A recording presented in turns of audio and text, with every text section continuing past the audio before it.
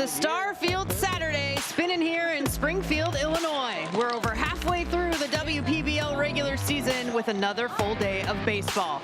Game one of today's doubleheader is between the San Francisco Firebells and the Boston Hunters, meeting again for the first time since opening weekend. Hello, everyone. Welcome back into Robin Roberts Stadium. I'm Jenna Becerra, and we have a pennant race going on. After the loss last night to LA, the Firebells are neck and neck with the Queens for first place. AJ Andrews joins me down on the field, and AJ, it's getting interesting at the top of the standings. Yeah, it's getting interesting. All the teams here are really fighting for that playoff spot, wanting to be on top when it comes to playoffs. And as you see, as the second half of the season, the competition has not died down at all. It's only ramping up. Excited to see what the second half has in store for us. The Firebells have had some firepower all season long. Can they continue to bring it? They went off against Boston last time out. They showed it off in the 11-3 win opening weekend. 8 out of 9 starters had a hit in that game, including 5 multi-hit performances. The only one who didn't get a hit was Kelsey Whitmore, still got an RBI, and she has heated up since. The squad has not slowed down since, and there are no easy outs 1 through 9 in this order. When it comes down to the Firebells lineup, 1 through 9 can get it done. I talked to Jill Abayati as well as Skylar Kaplan, and they said they really focus on situational hitting. They want to get their job done. Of course, they can hit over the fence, but that's not what they're focused on. They want to move runners to the next base, and they do that very, very well. When it comes to the Boston pitching staff, they've had some solid options out of the bullpen. Today, the lefty Paloma Banach gets the nod for the start. She's got a team best 1.35 ERA, but she's got some backup with the Boston backbone as well. Yeah, when we talk about Paloma Banach, she is someone that really focuses on going in and focusing on her strengths, but also making sure that she can really amplify the weaknesses of the batter she faces against. And then we talk about Micah Dumais as well as Gigi Schiano, who they're someone who really is there to come in whenever they need to back her up. Their ERAs are very low, and this is a team, a bullpen, that really knows how to get it done, and they're looking forward to doing that as well today.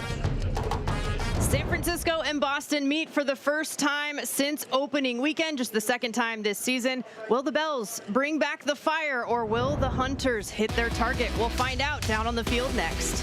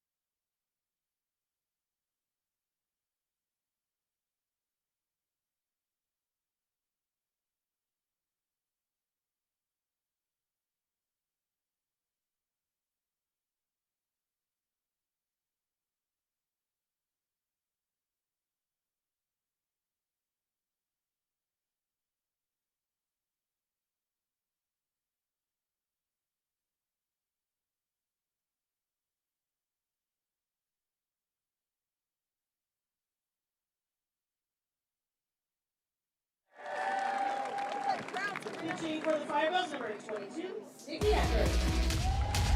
Welcome back, all you amazing WPBL fans. We have a treat for you today, 2 games. But to lead us off, we have the Hunters versus the Firebells. I'm AJ Andrews, and I am joined by Hunters first baseman Sabrina Robinson. Sabrina, when it comes down to the Hunters facing the Firebells, you guys haven't faced them since the very first game of the season for you. What is your approach going into them today, and how does it differ from game one?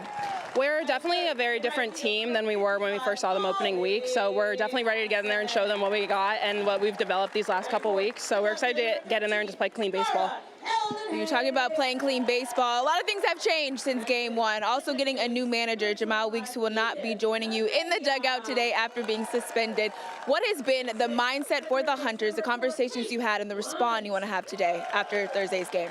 Well, Coach Jamal stood up for us, so we really want to stand up for him today and get this win for him. And he is here with us today. We have his jersey in the dugout, and we've had him during warm-ups and in the clubhouse. So he is here today with us, but we really want to get this win for him. Okay, I don't know if you guys have seen the art of what it comes down to for a split at first base, but Sabrina is going to break it down for us, how she's able to make those amazing catches while stretching as far as possible. I cannot do it, so Sabrina, break us down the art of the stretch at first. All right, most important thing is definitely make sure that back foot's on the bag, but then the other part of it is just true adrenaline and hearing the girl coming. So if we want a demonstration. I can, so yes, absolutely you. Yeah, ready? Go Hunters! And that, this is about all I got for you. So hey, you'll see the splits over at first base as the Hunters for the Firebells coming up next after the break. I'm going to go to yoga and work on this.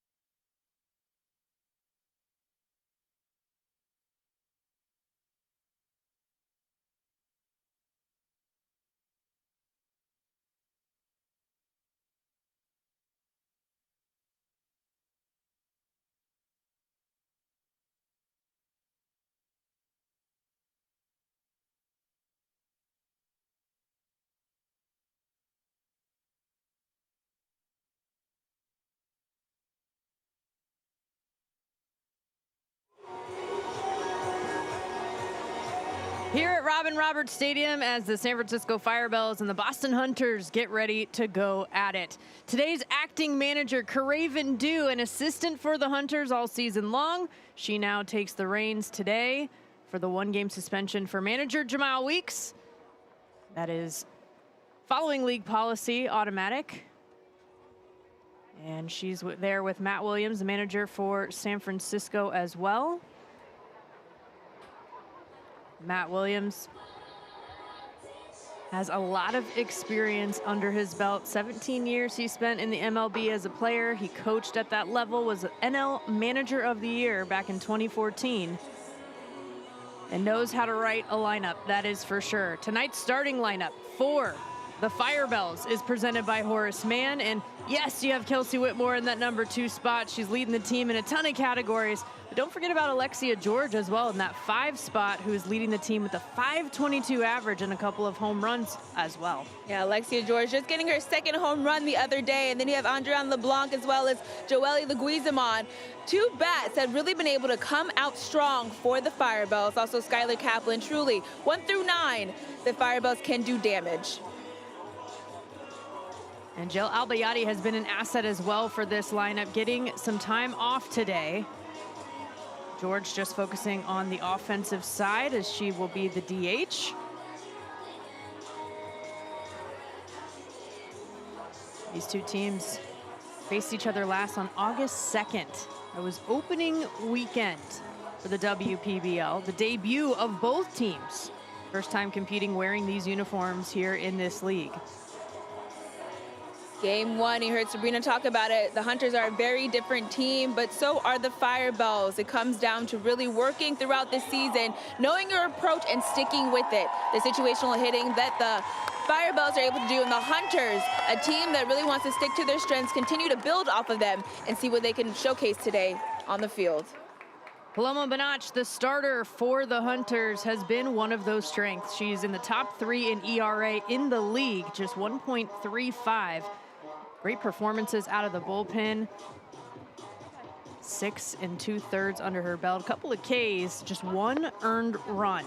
She'll need to rely on that defense behind her, though, as well. Beth Greenwood, of course, behind the dish. The player coach will be her battery mate. And then Edith DeLea back over at second base as well. When it comes to the Hunters, playing solid defense is going to be the name of the game for them today. They are a team that has been able to battle throughout the innings. We see how they have those comebacks. They put on a lot of pressure in the later half of the game. If they can start that early and apply great defense, they'll be in good shape for today's game. So Caraven Dew managing today. Tack Wilson also joins the staff alongside Caraven Dew, Beth Greenwood, and Jamile Weeks. Tack Wilson just got off of a plane from Taiwan. He was managing in Taiwan, took a 14-hour flight on Thursday to get here to manage for the Hunters. He's excited. His coaching style, he told me, is to focus on the fundamentals. And I think that matches up well with what we heard from Jamile Weeks talking about how he likes the development part of the game. In order to develop into a great player, you have to have great fundamentals. And today's umpires, who will be the crew for us behind home plate, Emily Herpick. And then on the bases, Joellen Polano.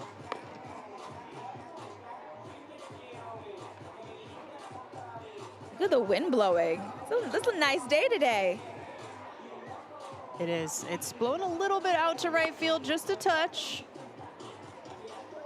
But a nice 81 degrees here. Saturday afternoon, not a better way to spend your Saturday. No better way than to spend it at the ballpark watching some women's pro baseball. Moments away here from the first pitch is the leadoff, Amanda Gentiloni stepping into the box.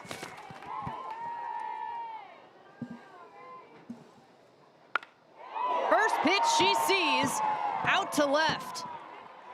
And under it, making the catch, held an ace. And the aggressiveness right away from the Firebells, but one down. When I talked to Skylar Kaplan during BP, she said that is their approach. Everybody has a different goal when they step up to the plate, but the team approach is to be aggressive from pitch one.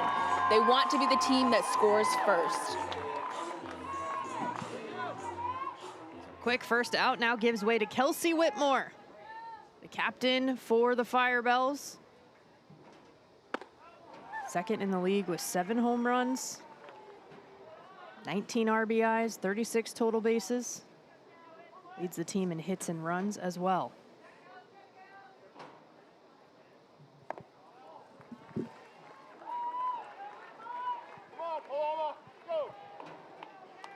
Whitmore was 1 for 4 against the Queens yesterday with a double and an RBI. 7-game hit streak. Out of play, foul territory. Just runs out of time. Right near AJ Andrews. Always. Did not bring my glove today. But Micah Dumais, she was over there. She found it, but she had a lot of obstacles to get over in order to try to make that catch. And as you said, just ran out of room. 2-1 count here to Whitmore.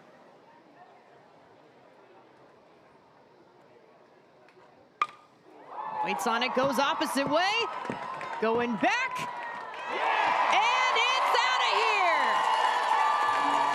What more do you want from Kelsey Whitmore? Her 8th of the season. That ties the league high. And the home run race continues. The home run race continues. It seems like a marathon. It's not even a race anymore. Kelsey Whitmore with her 8th home run. Waits on that pitch on the outside part of the plate. Gets a good barrel on it and sends it all the way back. Right there on the outer part of the plate. And she does damage. Able to stay with that ball. Gets a good swing on it. Hits it over the right field fence. Swinging strike there to Leguizamon, and you know, we saw Danae Benitez with her first opposite field home run to get her 8th. I guess Kelsey Whitmore, she just continues to match her. It's one of those things, anything you can do, I can do better is what it feels like. Whitmore and Benitez. The Heights play later on today. We'll see if she takes that personal.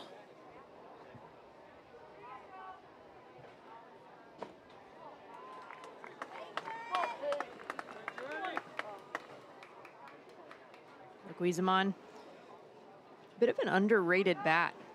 Second on the team with 12 RBIs coming into today. Third with 12 hits. Smacks that to the right side, out of play. Yeah, Leguizamon, someone that's had a lot of gap-to-gap power. She's one of those players, we talk about situational hitting that the Firebells have really been focusing on. She's the one that seems to come up and get that job done quite frequently. Good take there from the shortstop.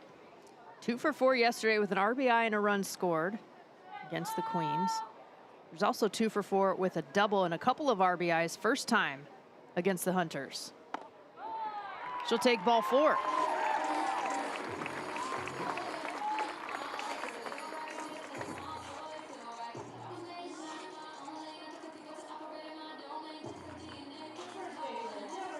Another base runner here. Whitmore quick around with the solo shot earlier for the first run of the ball game. Now Andrian LeBlanc coming from the right side this time is the switch hitter.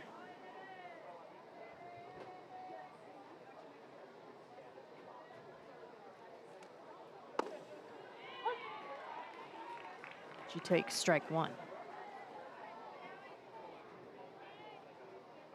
LeBlanc was the second round pick.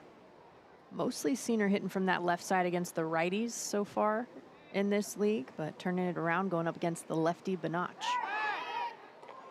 Big attempt at first. Leguizamon back in safely.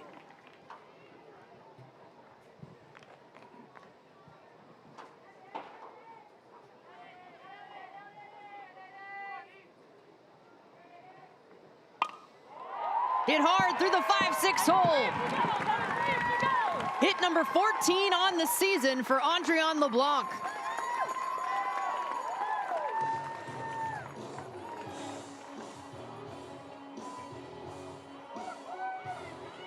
When you can swing it like that on both sides of the plate, there are few things that are more impressive. Yeah, because it really just makes it harder for the offense, for the pitching staff. You come in with a plan thinking, okay, I want to go out and away, and then they're able to get on top of that. Okay, then I'm going to go back inside. They're able to go down and get it. The Firebells, when we talk about situational hitting, they're looking for specific pitches so they can put it in a specific part of the field, and they execute a lot of the time. Alexia George executed last night, her second home run of the season. Hitting over 500 to lead this squad. Quick couple of strikes from Benach. LeBlanc over there now with a 7-game hit streak. She has hit safely in 9 of the 10 games so far this season.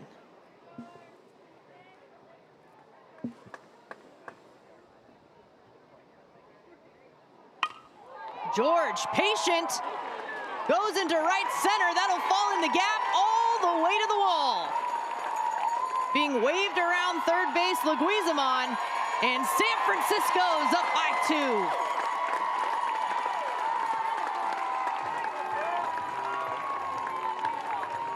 Stay hot, Alexia George. You see, they brought back the bells. It's a ball on the outside part of the plate. George gets a really good swing on it. It's right there in center field. Lexi Hastings looking like she thought about diving for it, but it was a ball a little bit further out of her reach, and she knows if she leaves her feet, that's more runs that may be able to come in. So she makes a smart play, lets it bounce off the wall, gets the ball in, and it is single for Alexia George and another run for the Firebells. Firepower off to a strong start for the Firebells. Now it's Skylar Kaplan. First pitch on the ground right side. Over at first, Dumais will take it herself. Will get the sure thing for out number 2. Both runners advance.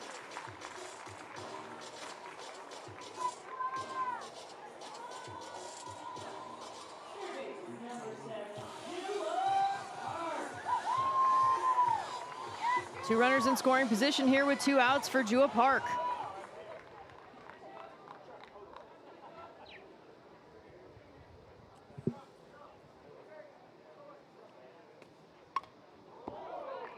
Fouls the first pitch off. Aggressive approach continues.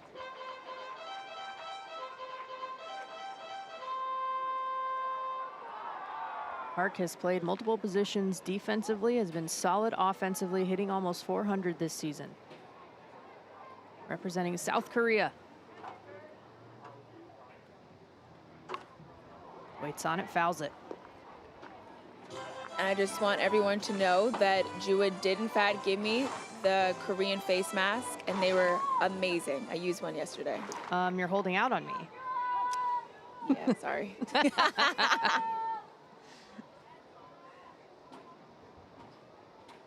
I'll catch up with you later on that. I'll ask her for another one. Takes that in the dirt.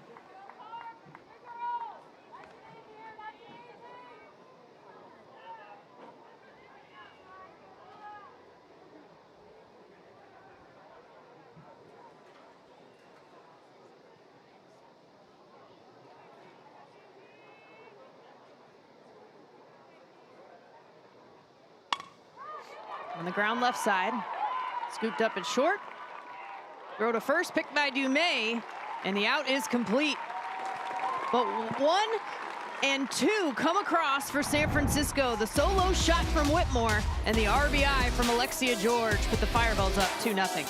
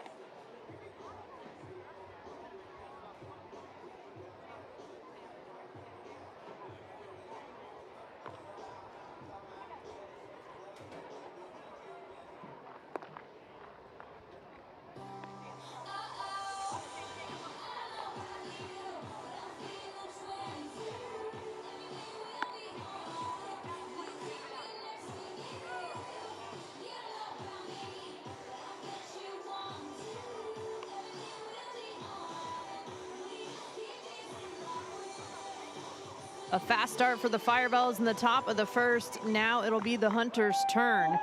And today's starting lineup for the Hunters is presented by Horace Mann. Denver Bryant back in that leadoff slot. She has been a spark plug for this team all season long. And Edith DeLeja slots in right in the middle. Yeah, manager Jamal Weeks talked about how she's an impact player and he wants to give her more opportunities, more ABs to make that impact.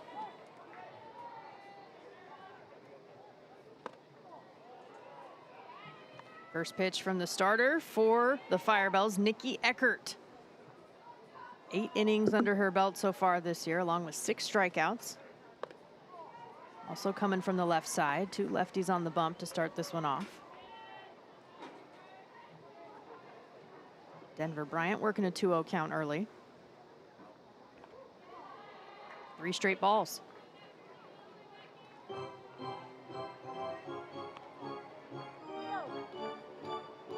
Bryant second on the team in hits, hitting just over 300. Also leads the team with a few stolen bases should she get on. Gave herself the green light there. Yeah, sometimes you look and you think 3-0, why not wait, sit on that pitch? But typically that's going to be one of the best pitches you'll get your entire AB because the pitcher's looking for a strike. And there's ball 4. Bryant does her job, gets aboard as the leadoff. And the Hunters tying run now up at the plate.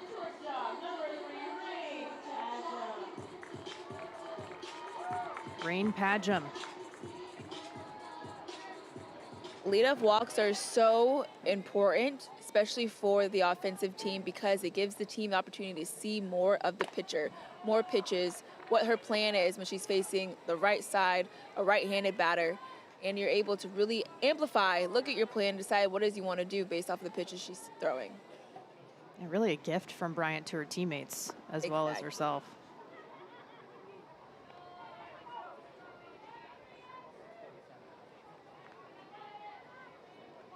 Padgham, who got the start at shortstop. Working a hitter's count.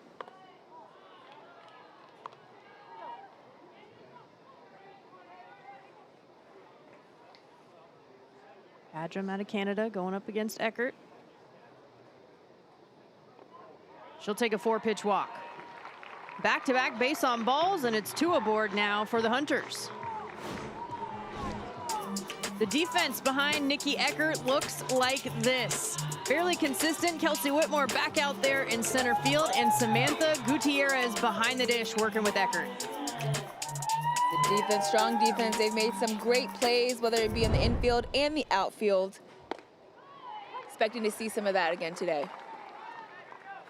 Gutierrez taking over catching duties. George just caught last night. Getting to DH today is Molly Pattison now. Just gets out of the way of that one. Yeah, if I'm Molly Pattison and I just watched 2 of my teammates walk, 4-pitch walk to Padgham, I'm waiting on my exact pitch. Gonna make Eckert throw a little bit. Puts a good swing on it. Leading the team in hits with 8. One of 4 players on this Hunter squad hitting over 300 this season.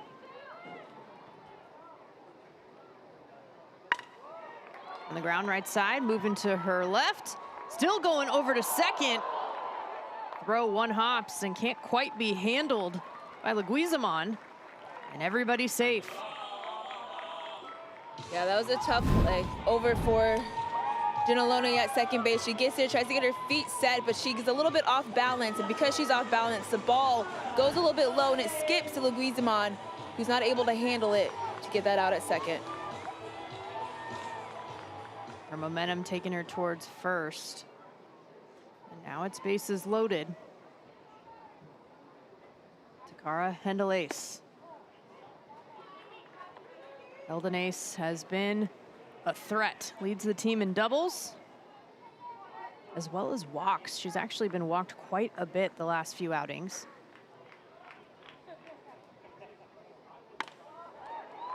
Fisted over short. Leguizamon gets the out at second. They go to turn 2, not in time.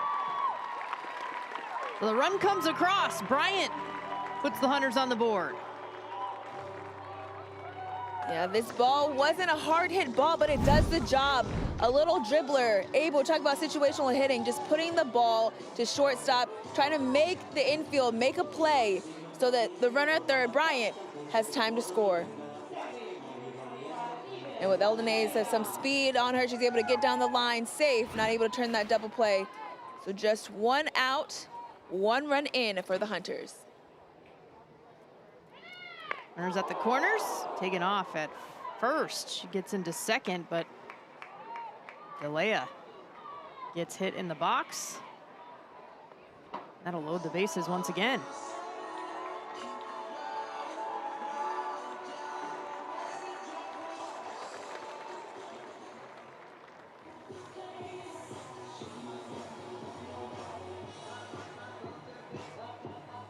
The Hunters back within 1.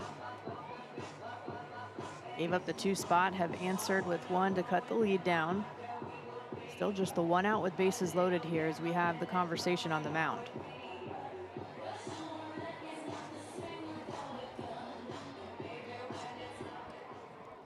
Yeah, assistant coach Sam Unger probably just want to have the conversation with Eckert just to slow things down. She's walked a couple batters, hit a batter, a runner scored in. Just wanted to slow the momentum of the game. Unger's been a pitching coach in the Atlantic Collegiate League. And a good response there from Eckert after that conversation to get the first pitch strike to Kate Blunt.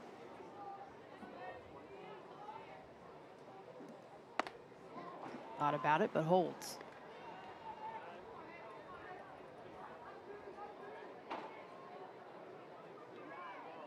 Blunt getting a start at third base today. Gets a piece there.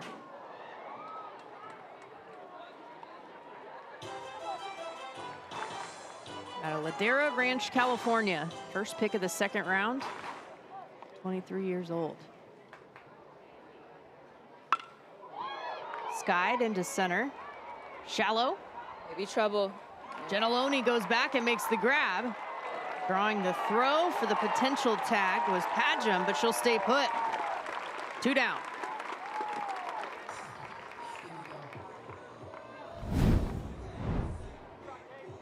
Great job, Gentiloni being able to get there. She had the best angle because if Leguizamon would have had it, she would have turned her body to make that throw, being that she is also right-handed. So the best person for that would have either been Whitmore or Gentiloni, and she was the one in the best position to make the play, to able to throw that ball home to keep Padgham from scoring. Pitch is smacked foul by Lexi Hastings. You could tell they had communication on that play too, because Whitmore backed off, gave Gentiloni the space. Extremely important because that's Gentiloni, that's what she told us. They're going until the outfield calls them off in the infield. And she said that when she joined us in the booth.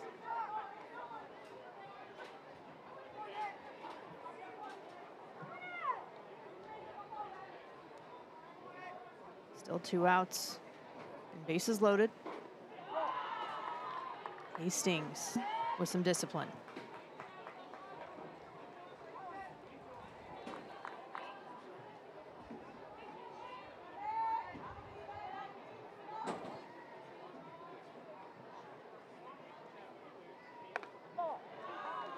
Pitch goes wide. Pitch count here in the first, starting to stack up a little bit for Eckert. She's got 20 under her belt. Nowhere to put her here with the 3-1 count.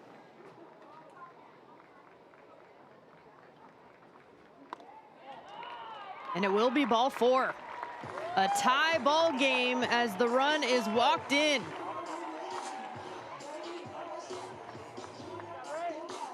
That's why they say a walk's as good as a hit, AJ. A walk is as good as a hit. It does the job. Lexi Hastings doing a really good job being patient at the plate, especially because there's been so many walks this inning. You really want to force Eckert to throw it exactly where you want it. Has to be a close pitch in order to swing, because if it is a ball, as we said, it's just as good. A walk is just as good as a hit. Any way to get those runs in for the Hunters.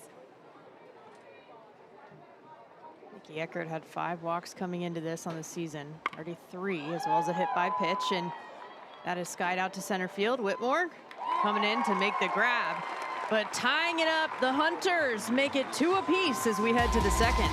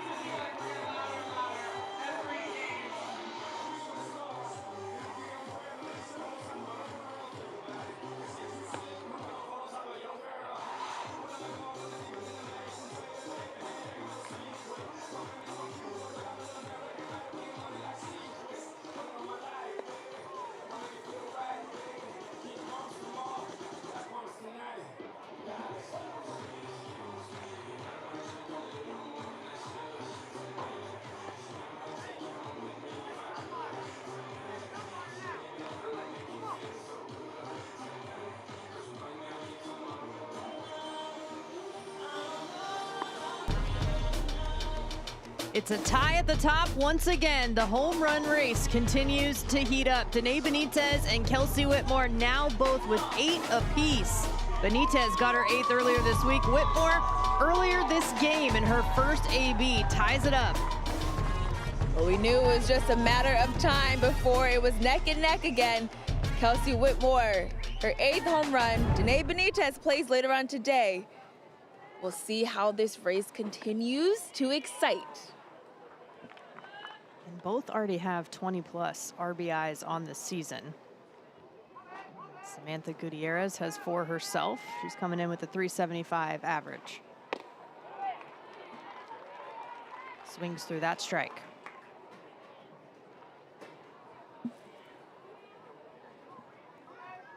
Paloma Benach in her 2nd inning of work. That's cranked out to left and just a few feet foul.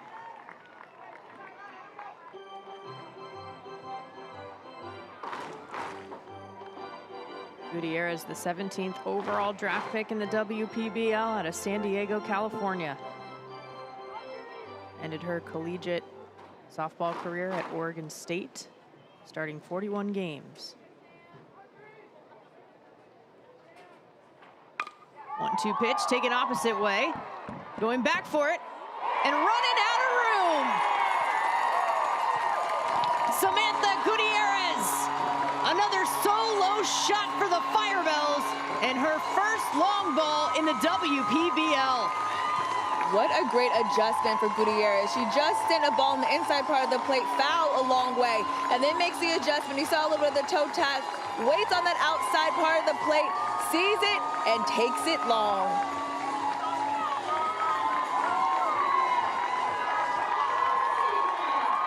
The best players don't just make adjustments at bat to at bat, they make adjustments pitch to pitch. And that's exactly what Samantha Gutierrez just did. Put the home run chain around her neck. That opposite field power, AJ, we've seen it twice now, Whitmore and Gutierrez. We'd love a Oppo taco. Sure do. And the key to that, the outside part of the plate, is the way in which you're able to wait on that ball, let it get deep. And so when you are able to release and fire your back hip, fire your hands through the zone, you're making contact at the perfect time, able to whip through the zone and send the ball on the outside part of the plate a long way. You get a little too early on the outside part of the plate, that's when you see the pop-ups, see the ground outs, see the out and around. Ella De Bedard puts the 0-2 pitch on the ground right side. Handled over at second by DeLea. And a good response from Benach to get out number 1. Starting early, both teams able to respond well, whether it is a hit or on defense or on the mound. The team that responds the most consistently throughout their responses, I think will be the team that takes the W today. Back to the top of the order. Anna Gentiloni takes a first pitch strike. She flew out to left, got some good barrel on it the first time up.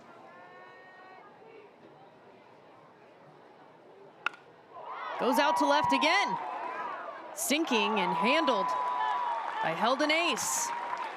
Back-to-back solid bat on ball for Gentiloni, but it's out number 2. Yeah, Amanda Gentiloni. And here's Kelsey Whitmore going Oppo Taco. As AJ said, we love to see it. A league lead tying 8th home run, and the chain back around her neck. This time an absolute shot right back up the middle.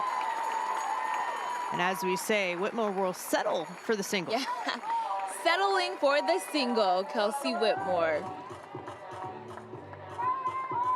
What's your favorite taco, Jenna? Carne asada. Ooh, same, that or chicken tinga. And that, you know, at least when the WPBL isn't playing, because when they're playing, it's Oppo Taco is my favorite. But other than that, Obviously. chicken tinga. Great choice.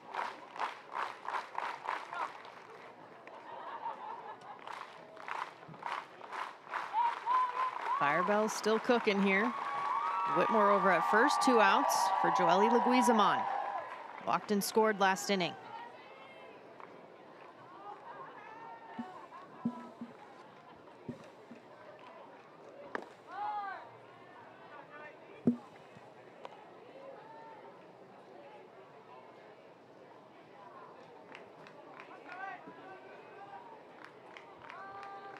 Griezmann in the top 5 in the league in RBIs coming into today.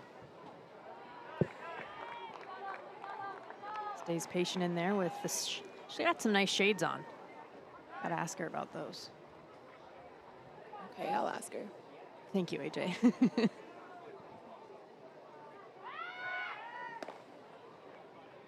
Keeping Whitmore honest at first base.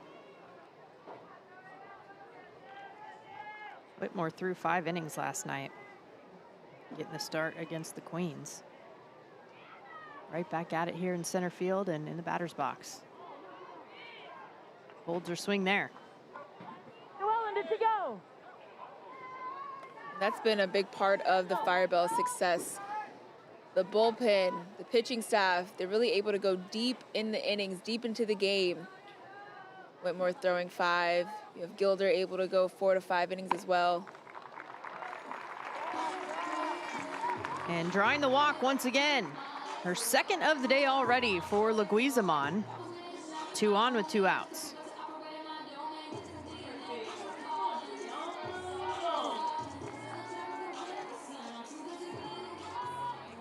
Andre LeBlanc sticking on the right side after the single back in the first. It's safely in every game but 1 this season. She told me she's been a righty really her entire life. About 6 years ago or so is when she started hitting left-handed. Just started taking reps back in Quebec, where she's from, at the academy. Loves that she has both options. To be so good at both, right-handed and left-handed. It is a special skill. A 1-1. In the dirt, Greenwood. Handles.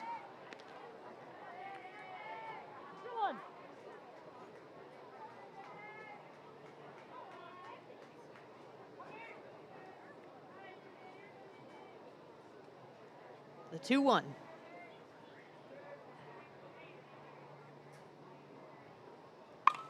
Waited on it. Out to left. It's going to fall off the glove of Heldon Ace. And Whitmore rushes around across home plate. LeBlanc brings in another one. Firebells up by 2.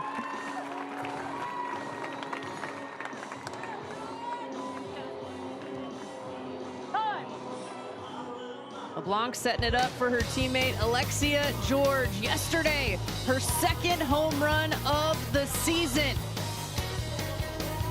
Put the chain around her neck as well.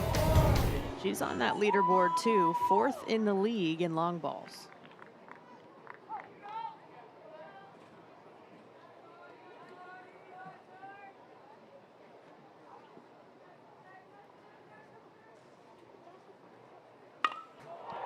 Line drive, just fair down the left field line.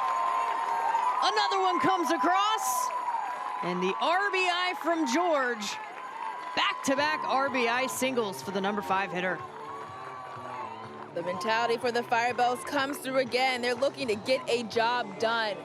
Put bat on ball, hit the ball where it's pitched. They do really good job of hitting the ball where it's pitched. The ball a little bit of the inside part of the plate, middle, in, and ooh, just lands right on the line. Perfect placement in order to get some runs all the way around those bases. George scoring in another run, another single.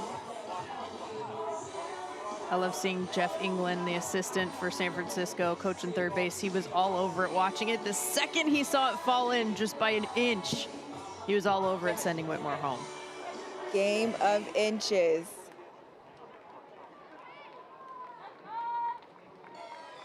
So Whitmore and Leguizamon have both scored. LeBlanc now over at second with George at first.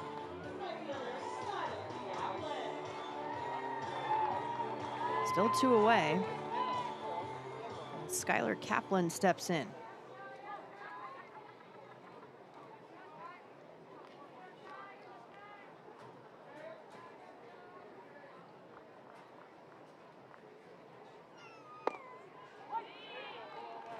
Takes a first pitch strike. Last time Kaplan swung at the first thing she saw, hit it on the ground to the right side, grounded out to first.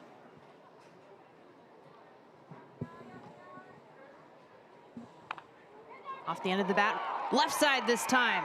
Coming into charge at third, but no play for Blunt.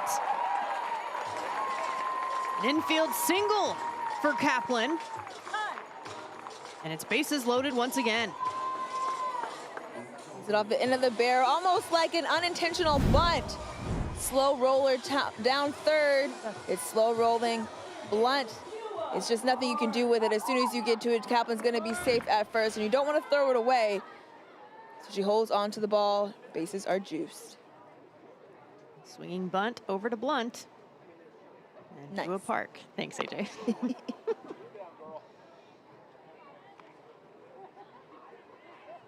Jua Park grounded out her first time up. Firebells have batted around the order.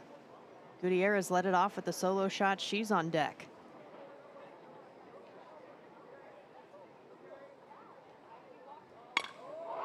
Line drive out to left center field.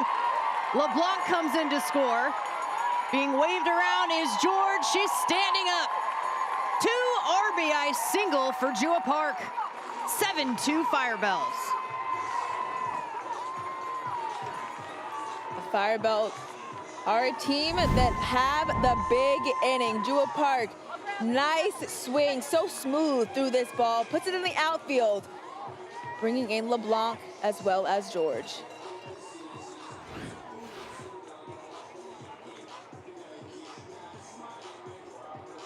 One through 9, a threat in this Firebells order. And it's back to the leadoff in this inning, the number 8 hitter, Samantha Gutierrez. Solo shot for her first home run just earlier this inning.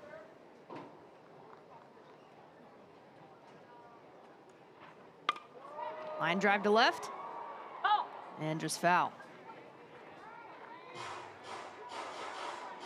I think the righties in this San Francisco lineup having some success against the lefty with the notch. Yeah, you're able to have that open view, able to see the ball, see the location coming out of her hand a lot better from that right side. Nacho player likes to keep the ball a little bit lower in the zone, trying to go outside. She mixes well both sides of the plate. But the Bells are all over it today.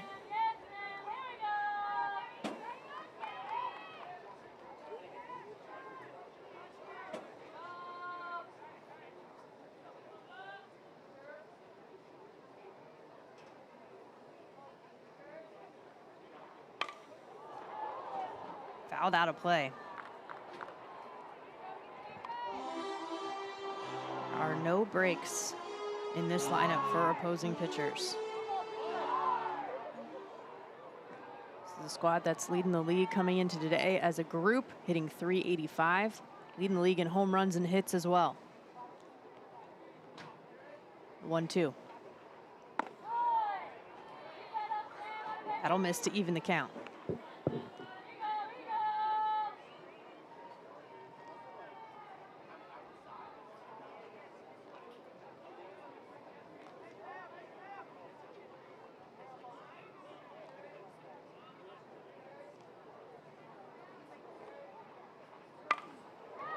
Out to left, in the corner.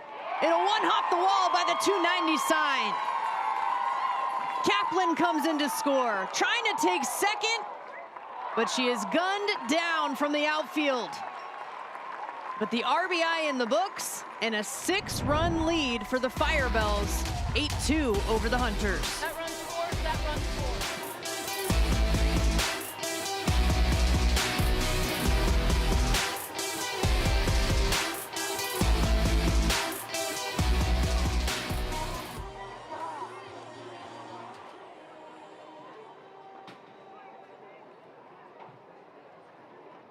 Kids, more than 35 years of living travels brought LGBTQ plus women together through extraordinary travel experiences all over the world. As a founding partner of Women's for Baseball, we are honored to celebrate this historic return to the game and saluting the athletes inspiring generations. Learn more about our trips at WPBL.com.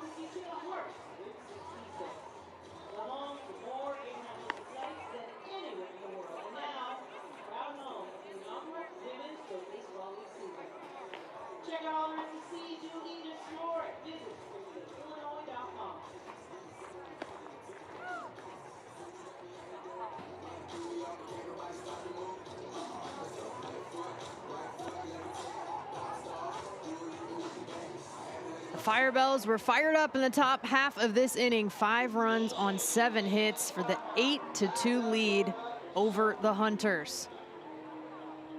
Fans given a treat in that performance from San Francisco. And if you're Nikki Eckert on the mound, you're feeling pretty comfortable knowing that your offense has your back.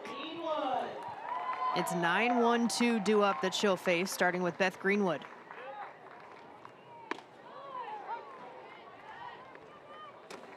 Yeah, as a pitcher, going up now, you feel like you can pitch a little bit more free, a little less pressure up on the mound, knowing that you have 6 runs to work with, that your offense tackled on the board.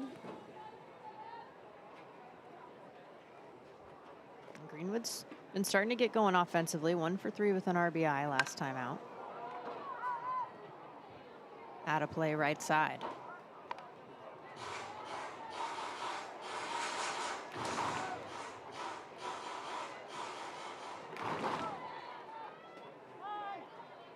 Of course, this is the second time that the Hunters have seen Eckert. She came in on relief for the starter Whitmore the first time out. That was opening weekend, through a couple of innings.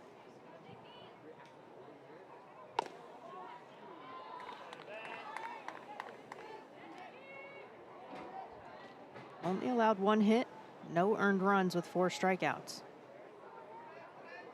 2-2. In the dirt, makes it full.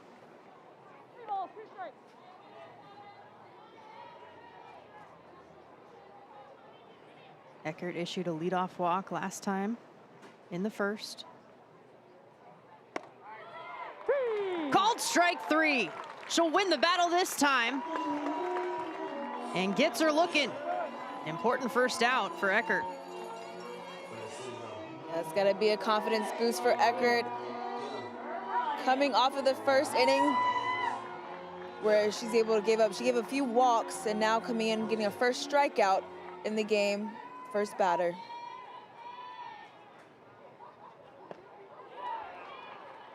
Bryant swings at the first pitch.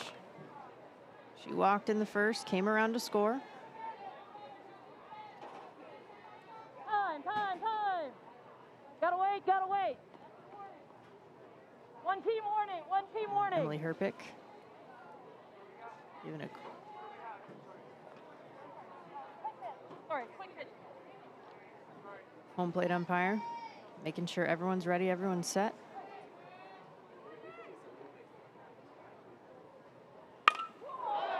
Bryant smacks this one into right center field. Gets great barrel on that pitch. And a base runner aboard for the Hunters.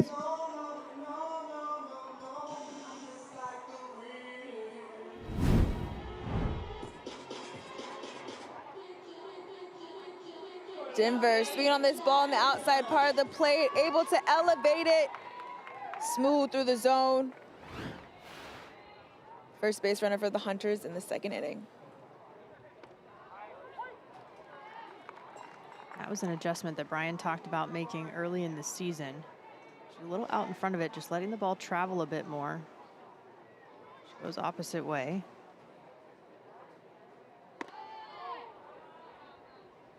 Rain Padgham works a 1-1 count. She walked and scored in the first as well.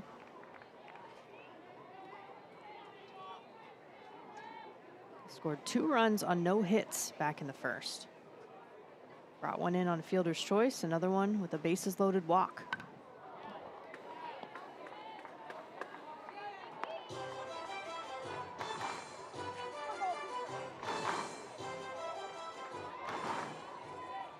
Boston comes into today 4th in the league with a .229 average as a group.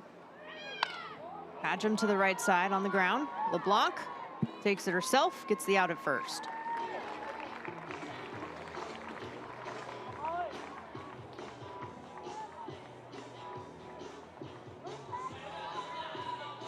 Two down for the Firebells. And Brian advances over to second base. That gives way for Molly Pattison.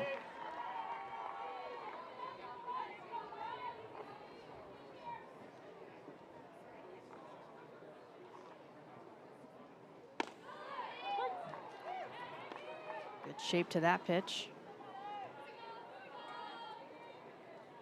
Fielder's choice back in the first. Pattison did reach, but looking for her first hit.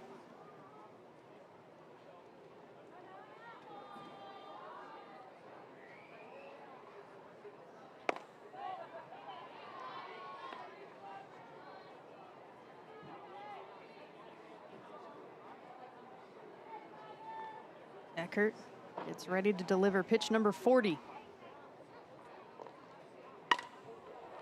Grounded to the right side. Gentiloni. Routine over to first.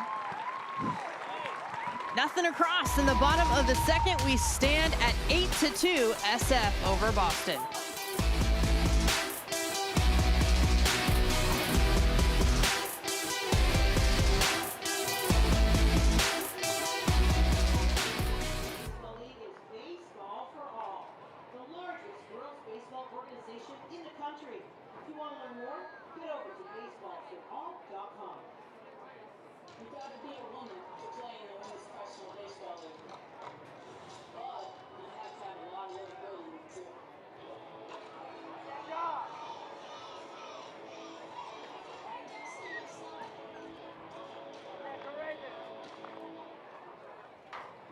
Fans, we ask you to pull out your cell phone to sign and scan the QR code on the video board. We're officially launching our WPBL Fan Zone. If you want to stay up to date with the latest WPBL news, it's the best way to do it. Countdown to game time, game day programs, tickets, merch, it's all there, and so much more. Grab your phones, scan the QR code, and join all the WPBL fun.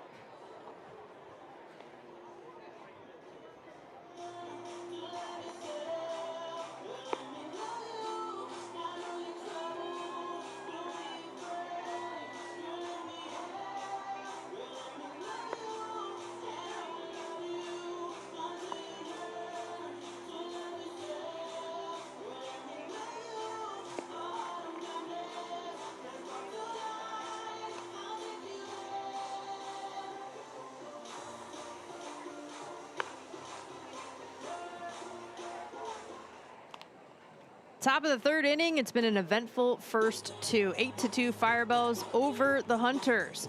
And we welcome in a very special guest, actress, writer, comedian, and Women's Sports Now host with ESPN, Sarah Tiana. Thank you for joining us here in the booth, Sarah. Appreciate it. Thank you for having me. I'm very excited to be here.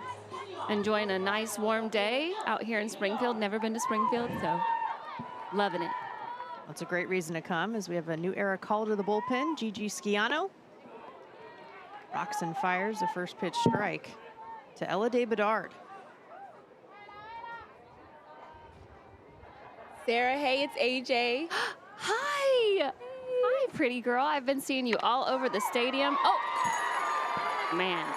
Base hits all throughout the lineup here for the Firebells. Gosh, it has been a very eventful score sheet, I'm telling you. I have a lot of marks on my score sheet already. Good grief. What do you like best about keeping score, keeping your own book? I think as a woman, it's very helpful because I don't want to know when you made a mistake. I want to know the exact moment that you made a mistake. That's why I started keeping score mostly in men's games.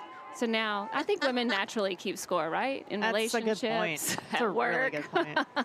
I love that. Yeah, I keep naturally. But my grandmother actually taught me to keep score. So. Very cool. But now I'm already behind. Oh, gosh. What do you love the most about baseball, Sarah? What do I love the most about baseball? You know, honestly, I just like the way that the game slowly unfolds, that it's like easy to follow, but it's very dynamic. Whenever people tell me they don't like baseball, I always say, oh, you don't like being alone with your own thoughts.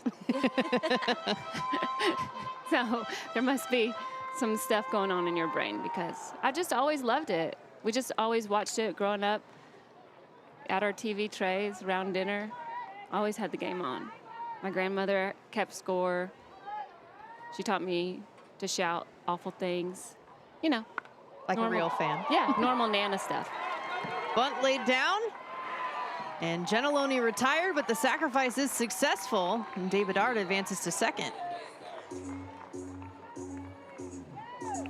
Gentiloni laying down the textbook bunt right there, doing what she can. We talked about wanting to get a job done for the Firebells in any way possible.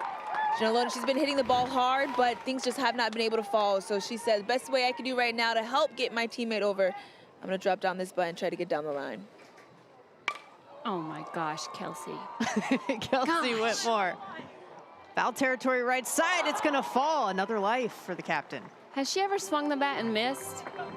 Very rarely. It doesn't seem like it. Gosh. Truly, every time she comes up, it really is one of those, oh my gosh, Kelsey. You're just waiting to see where the ball goes. I hope those houses behind the field have taken out good insurance. Yes. Because I know she's going to take their windows out pretty soon. It's a great point. And you got to see a Kelsey Whitmore home run in person today. I did. How was that? It was like, I got chills. I got chills. She really lives up to that #1 draft pick status. That's a lot of pressure. It is. Oh, Yeah, she talked about how she's applying that pressure her first couple of games, and then she finally just released it, decided to just go play baseball the way she knows how, and that's the product we're seeing today. 8 home runs from Kelsey Whitmore. it's amazing how productive you can be when you're not pressing. Yeah. You know? In all categories of life, not just baseball. So true. Thinking too much. Yep. Paralysis by analysis, isn't that what they call it? That is. Mm-hmm.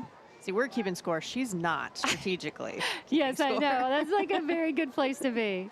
She's working back from an 0-2 count here.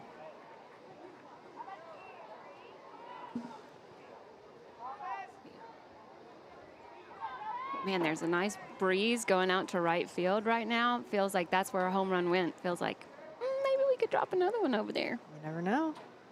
Oh, she and then she goes decided left. oppo. She decided that way. Do you think she can hear me?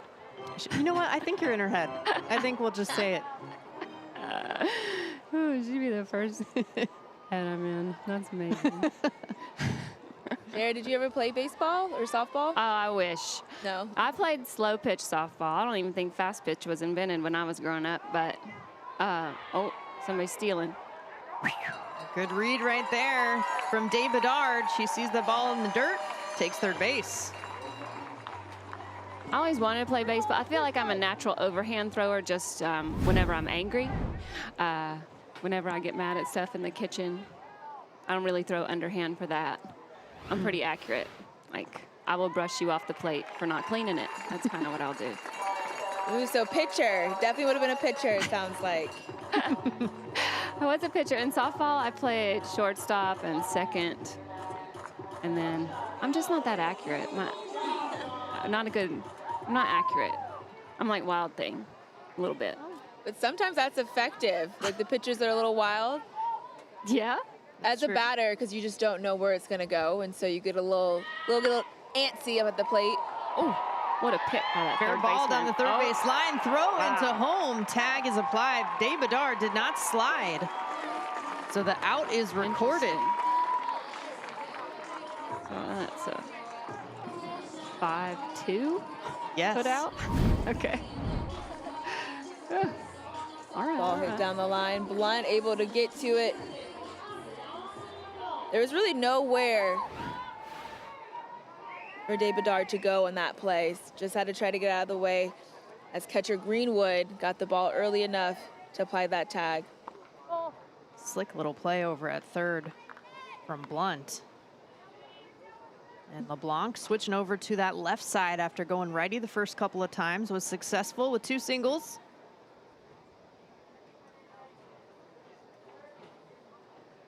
Man. These pitches are coming in faster than they look. Yes, they are. When you're here in person, you're like, yeah, you watch it on TV and you go, oh, well, yeah, those are coming in. Then you get here and you're like, I could never hit that. She could throw 18 pitches and I would not hit 19 of them. Man, there ain't nothing better than the sound of a ball hitting a mitt. Oh, yeah. One of the best sounds in the world. We should rev up the mic around that. That would be like my white noise at night. Going Yeah. to bed. Woo. Could hear it a little bit there. Mm-hmm. Swinging strike 2, even count now. What's been your favorite part about being here in Springfield watching WPBL? Free parking? No, that's not that. It's a good perk, though. It is a good perk. I mean, good grief. You know, I flew in just for this. I flew into St. Louis yesterday, came in today to watch both games so I could see all 4 teams play. Didn't know if I was going to make it out here, but I watched the very first game of the season, and I was, you know, not a dry eye in the house. I know there's no crying in baseball, but everybody was crying where I, you know, in my room, and immediately bought a ticket to come out here. But, oh, fly ball. High in the air to right. And making the grab is Pattison, and that will do it. Runners are stranded. Still 8-2 heading to the bottom of the third.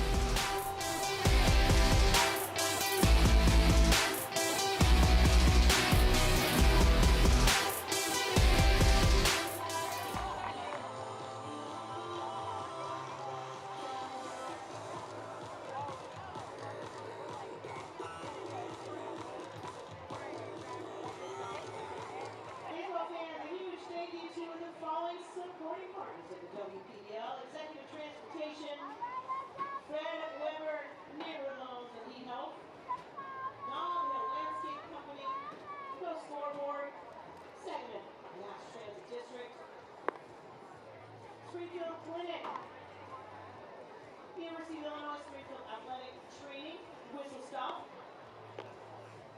Stratus Networks, and X Golf Springfield, Illinois. Thank you so much for your support of the inaugural Women's Pro Baseball League season.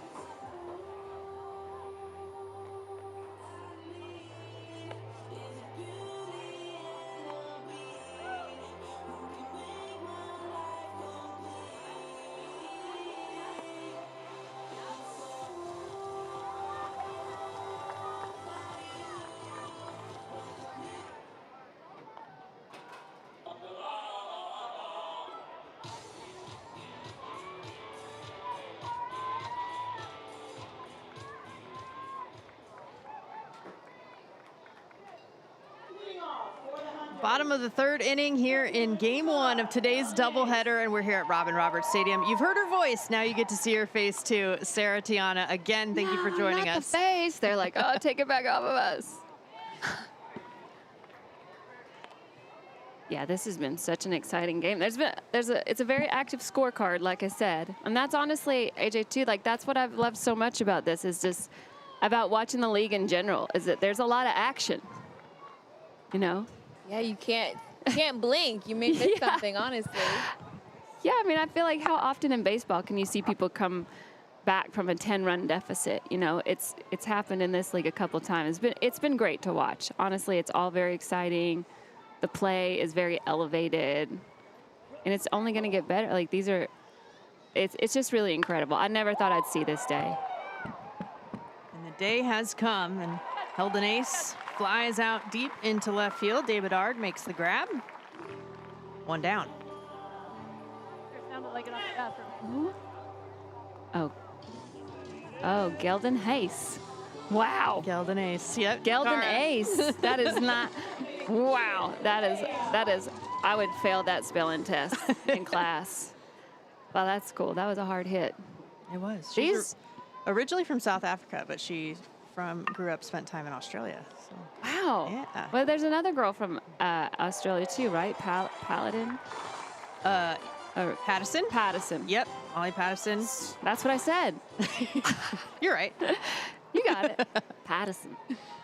I always like an Australian accent. They say professor. Yeah, they do. That's my favorite Australian accent word, professor. You go, oh, no. No. Yes, no has an N-A-R. That's how they. No. Don't come for us, Australians. Yes. Listening right now, please.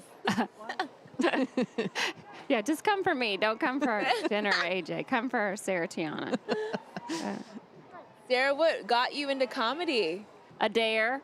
Really? Yes. I was DJing high school dances and bar mitzvahs, as you do.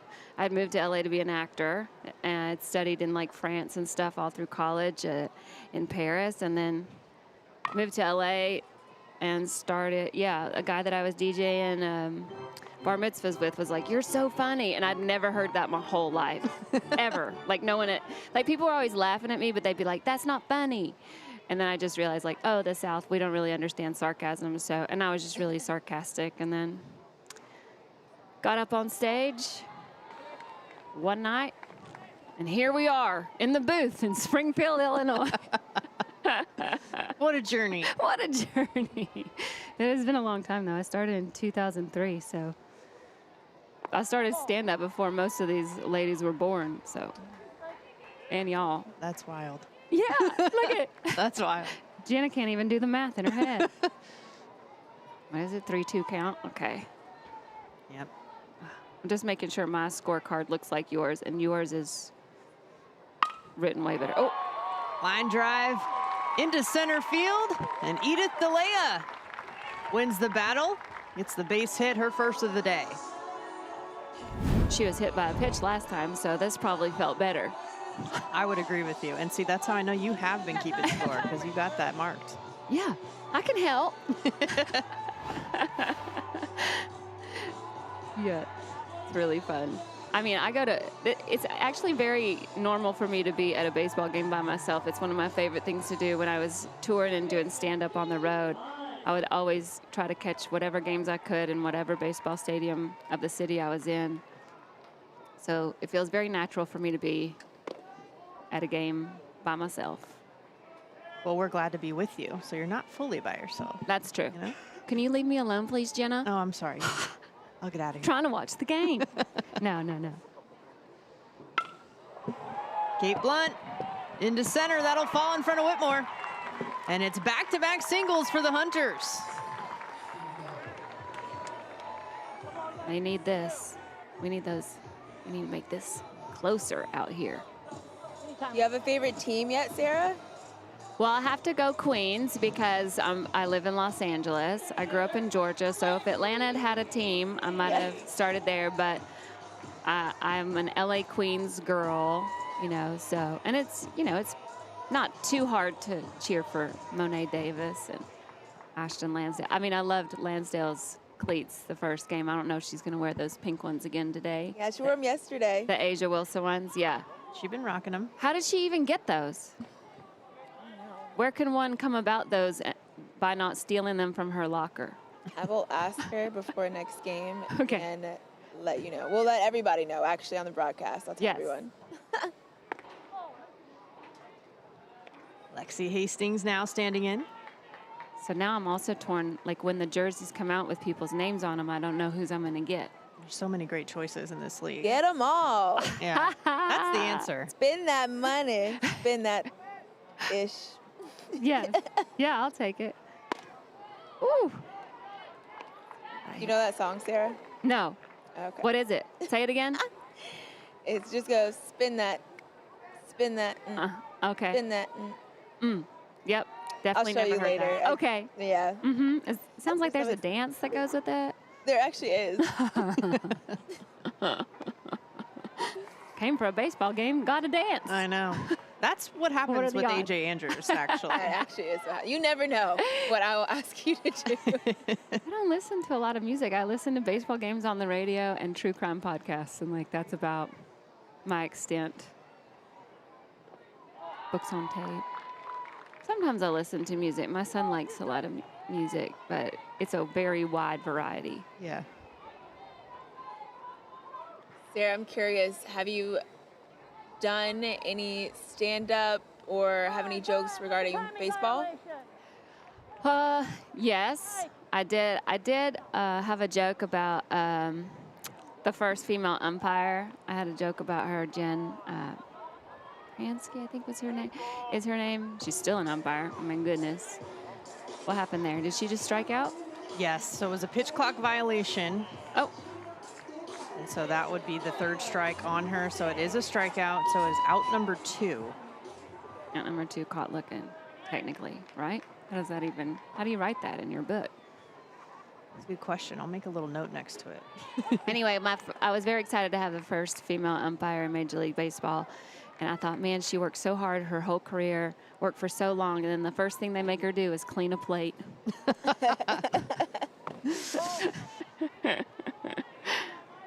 I like that. I will say one of the funniest thing that ever happened to me in a baseball game, a friend of mine from England was there, and I told him not to ask me any questions unless it was really important.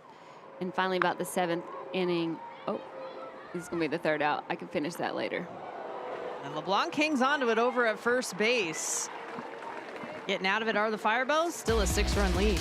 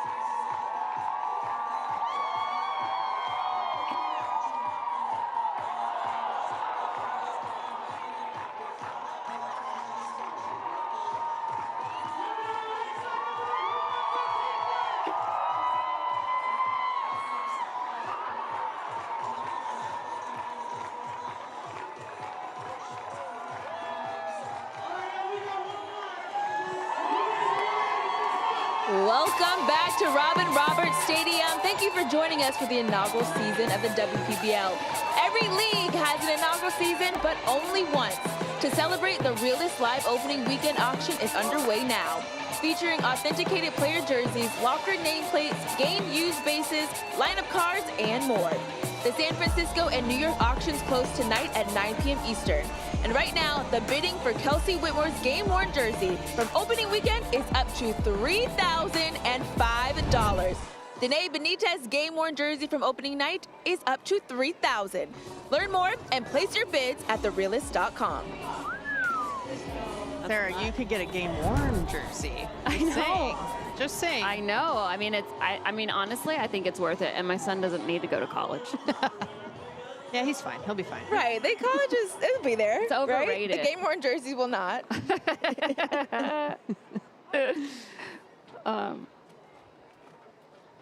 Oh, okay. I was going to say, so I was at a baseball game, and I said, do not ask me a question unless it's really important. And my friend who's British and had never seen a game was like, quick question, why is it when you run to first base, you're out, but if you walk there, you're safe? Good question. What is the rush? And the pop-up there for the out. You know, it's so funny when you're around the sport for so long, things like that you don't even think of. But Right. if I was just watching it for the first time, that would be a question that I would have. It's a great question. It was a really good question. I thought, oh man, here it comes. He's going to be like, what's a strike? Yeah. But then it was really poignant. It was very cool. George was retired. Haven't been able to say that very much. She was 3 for 4 last time out, 2 for 3 today. Skylar Kaplan had the single last time up.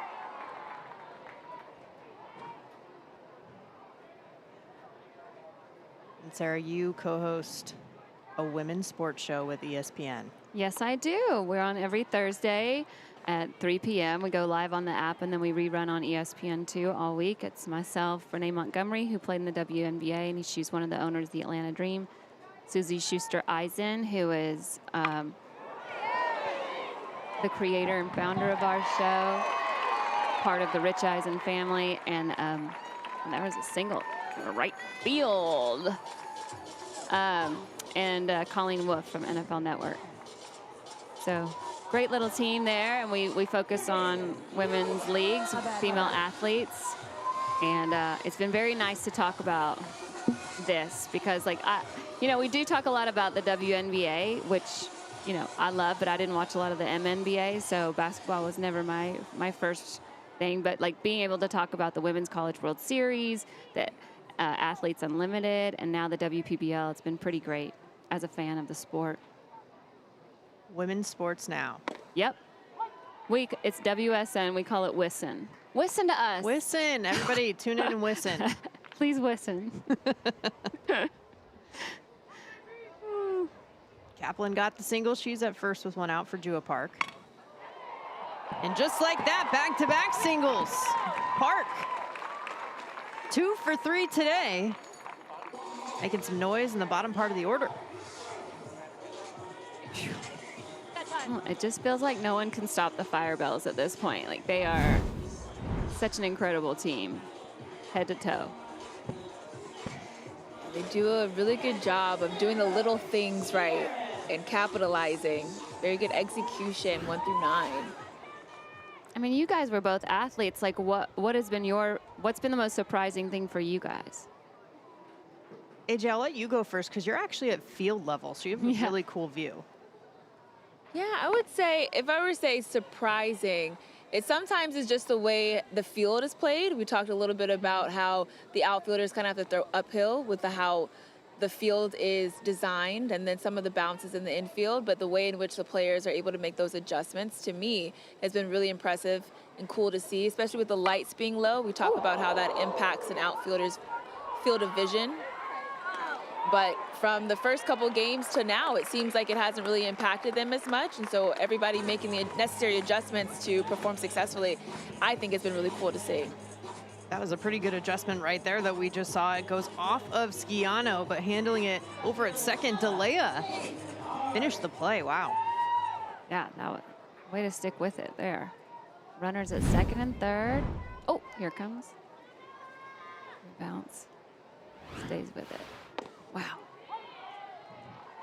Just a classic 1-4-3 in the book. Yeah, just, just a normal. Uh-huh. But I gotta feel like it must be an adjustment too for a lot of these women, just the size of the ball itself, right? Like if you're I'm assuming some of them have played baseball their whole life, and then some of them transition from softball a lot. Yeah, obviously, difference between a rise ball and a sinker is a big adjustment as a batter. Yeah, it's so interesting because so many of them have played baseball their whole lives, but some of them have played softball in college specifically to get the degree, right? To go get your scholarship, but then come back to baseball here in this league. Oh, wow. Called strike 3. Dave Bedard is rung up. Runners stranded again. 8-2, Firebells.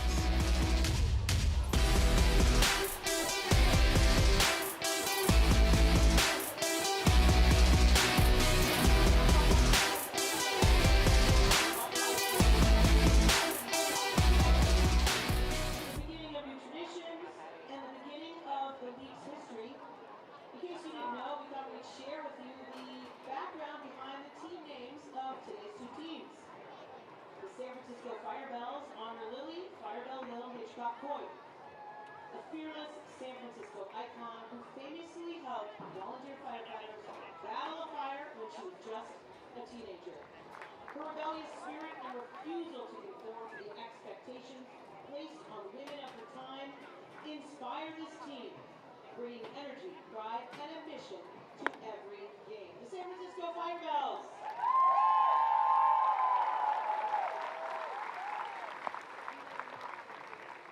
Boston Hunters are inspired by Harriet Hunt, one of the first women to practice medicine professionally in the United States, despite being denied admission to Harvard 2 times because she was a woman. Like the osprey that inspired the team's identity, Hunt, determined, fearless, and relentless in her pursuit of her goals, like this team, leaving a mark on history against all odds. The Boston Hunters!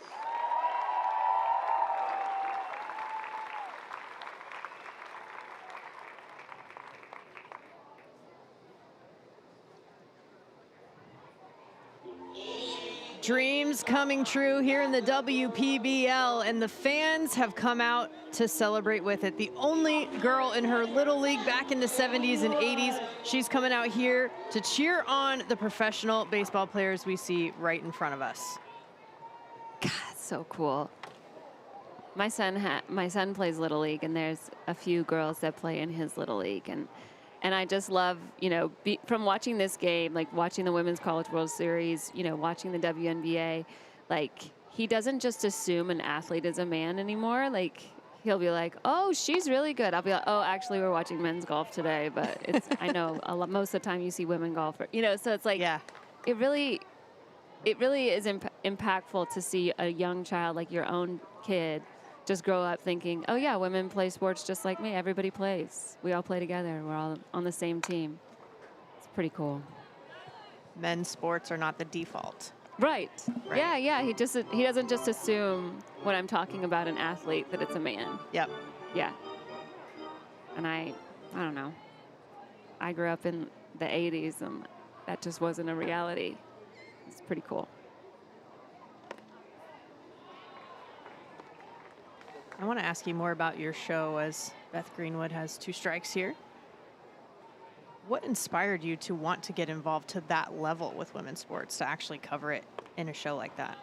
I just think that, I've always been a woman in a man's world, whether it, in as a writer, as a comedian, like you're always the minority in the room, right? There's less of you. There's only one job here. There's one job there. And so, what is that, 6'3"? Yep. So, I already watched a lot of sports, and I just started feeling like, people would be talking to me about the WNBA. I had some other friends that were watching it. I'm like, oh, first you have to figure out how to watch it. Yeah. That was the hardest part at the beginning, was just finding out where it was, how you could see it. And then you start going and seeing a lot of the play live, and then you start getting attached to different players and different leagues, different scenarios, different drama. And then, I don't know. I think just growing up a woman and always feeling like you were the only woman in the room, I could really relate to a lot of these athletes. Gosh. Denver Bryant does it again. 3rd time she's been aboard, 2nd single of the day for the leadoff. She's so much freaking fun. I love her energy. She's a lot of fun. Yeah, so I think, it also felt like women's sports is like the one area of sports that is actually growing and it is expanding, and like, you can start bringing your children to see women play sports younger and younger, so that they grow up just thinking like, girls play ball, everybody balls. Pretty great. I really have to keep my emotions in check. Like last year I was interviewing Val Perez. That was when I first started hearing even about the idea of the league coming about. And at the time she was on the Bananas and coaching the firefighters team. And when she talks about baseball, like I'm sitting there, I'm trying not to cry the whole time, because I just never even thought it was a reality. And so when you don't think that something is an option or a reality, and then slowly it starts becoming a reality, it's like seeing in color for the first time, or like when you get contacts or glasses, you're like, oh my gosh, there's leaves on the tree. Like it just felt like just such an eye-opening moment, and like a weight lifted off your shoulders. Fly ball. Running out of room, but trying to track it down was Dave Bedard. Also got to meet Maybelle Blair a few years ago. I was riding on the ESPY Awards. Woo-hoo! She hit me with her cane. No, she smacked me real good. No, she didn't. But she let me. Wow. What a cool lady. Yeah, for her to be out here opening weekend too, throwing the first pitch with 4 broken ribs. I mean, crazy. I know. Icon. And as a Braves fan, that was thrown away. All gets away. Bryant takes 2nd. She's going for 3rd. Plenty of time to get there standing up. The Hunters taking advantage of a defensive miscue. You see Denver's celebration right there. She does the Spider-Man, she calls it. Ball gets away from the block, not able to get it. Thrown too far to the left, and Brian is turning the ball. Well, you couldn't really see. The ball kind of got stuck behind where the tarp is over here. It was really slowed down. Kaplan had to run a long way from right field to get to it, giving Denver Bryant enough time to get to 3rd and celebrate. And AJ has helped coin the term Denver disposition. Yeah. That is how we That's refer cool. to her. Fun as it is to watch her, it's that Denver disposition right there. Good pitch from Eckert right there to get the strikeout, and out number 2. I will say, it's something that the WNBA does that oh, here's a replay, sorry. Yeah. Night, night. Good spot to get Have her a seat. facing. Enjoy your rest. The WNBA puts the names below the number for the ponytails. Pretty fun. I just started noticing that this year. I never noticed it before. And then I'm like, oh my gosh. It's like the little things that you can do. And so it's, I don't know. I just think that, like there's so many things that we can all do the same. We all have the same abilities. And then there's little things where you're like, oh, that was just a little extra help for us gals out there. Take it. Yeah, stuff you'll never think of initially. Yeah. Yeah. Mm-hmm. Molly Patterson 0 for 2 so far. Runner at third with 2 outs. Professor. We're going to start calling her Professor Patterson. Professor Patterson. Professor. And she'll be like, no, don't like it. No. Don't like that name. Not interested. Oh, She's interested in taking first base. Gets the walk. look at you, Jenna. Tagging my jokes. Regular tag team up here. I love it. This is fun. Wow, look at, wow. How do you say her name? Gilda Haas? Held an ace. Held an ace. That's what I said. Yeah, And you got it. I like her eye black a lot. That's fun. The eye black There's all different choices. styles. You can wear the eye black. Yep. What did you do? Did you guys wear eye black? I did not. I didn't. Only one travel ball team did we wear eye black, and it was almost like required. So I had to wear it. And they would put glitter on too and everything. It was all out. But we do have a new era call to the bullpen. Nikki Eckert, the starter, exits the game, and Ella De Bedard comes on the mound.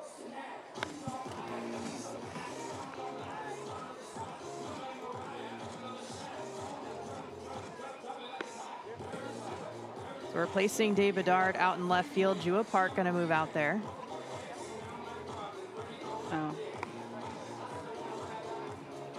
We see this quite a bit just with the versatility that all these athletes have. They can play the field, they can pitch on the mound. So you see some of those defensive changes behind them when they do, just like De Bedard is doing right now.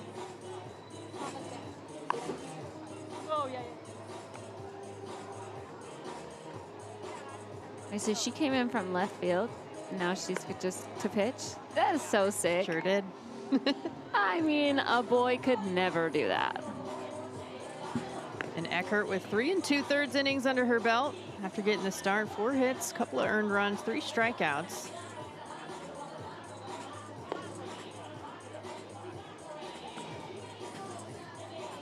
Samantha Gutierrez coming from behind the dish, moving over to third base.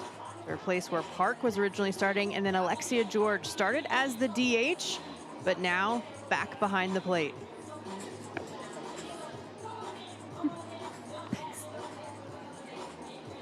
There's a look at the infield. You got the starters, Leguizamon and Gentiloni up the middle, LeBlanc at first with Gutierrez going over to third base.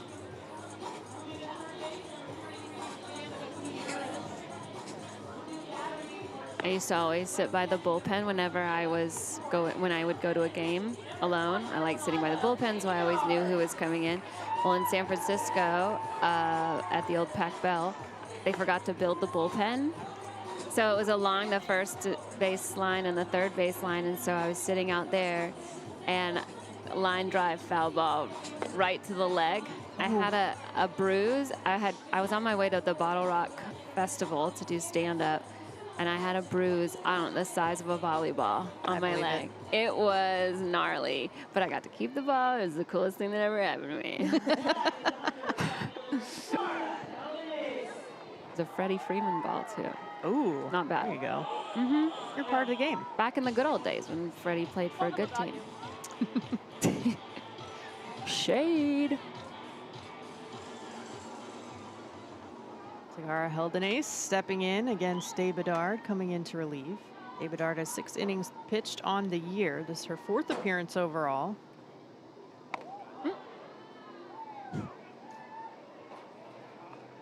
Trying to get in a groove here and get settled as she misses the first one for ball 1.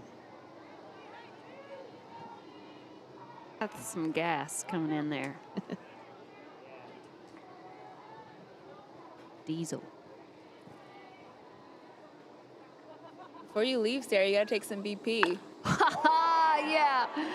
Can you imagine? Eldon Ace making that look like BP, but the ball reeled in by Park. Thank you so much, Sarah Tiana, for joining us. It's been awesome. Thanks for having me, y'all.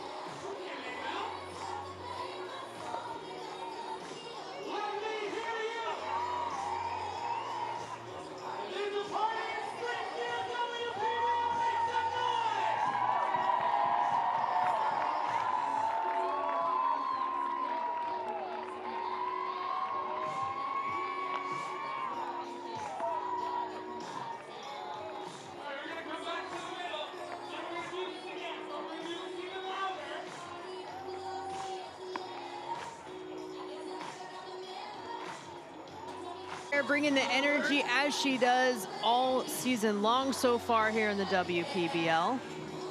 And it is the top of the 5th inning.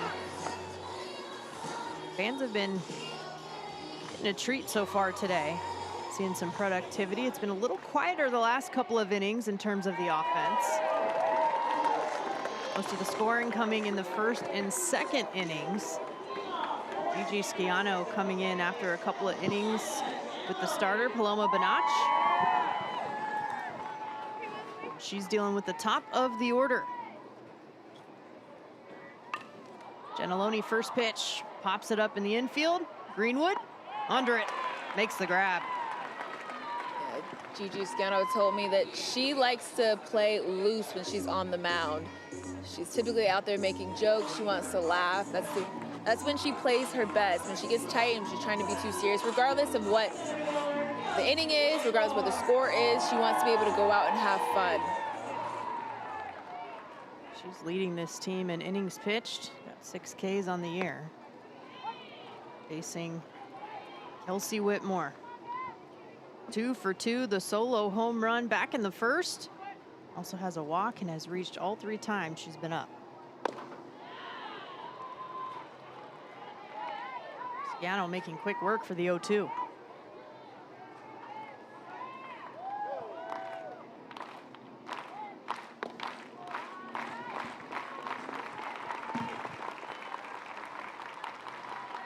League high 6th appearance for Schiano. Gets around it, grounded over to short. Throw from Padgham, just in time. 2nd out is recorded, and 2 big ones for Schiano and company.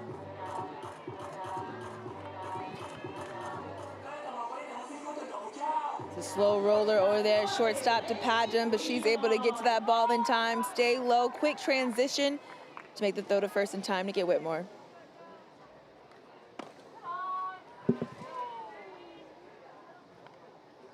Joelle Leguizamon has walked twice, scored both times, reached on a fielder's choice in the 3rd.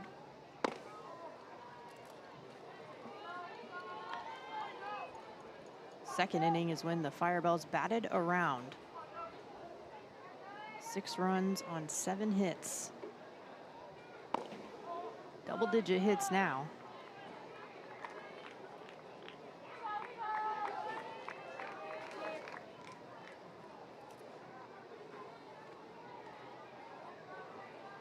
3-0.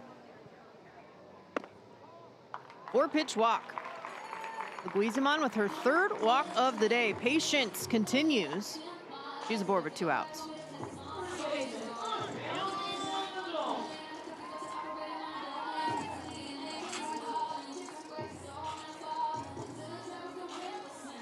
Andrian LeBlanc. Couple of singles hitting right-handed. 0 for 1 lefty flew out to right. Big attempt at first as Leguizamon back safely.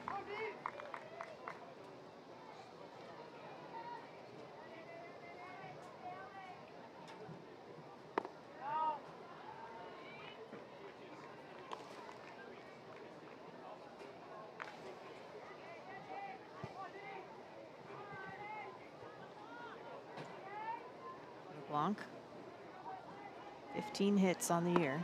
Runner takes off. Leguizamon slides in safely. The throw getting over. And a nice backup from DeLea to keep it from going out to center. Yeah, Greenwood goes to throw the ball to second base, kind of sails it over, releases a little bit too early. Gets over the head of Padron, but as you said, DeLea was right there for the backup, keeping Leguizamon at second base.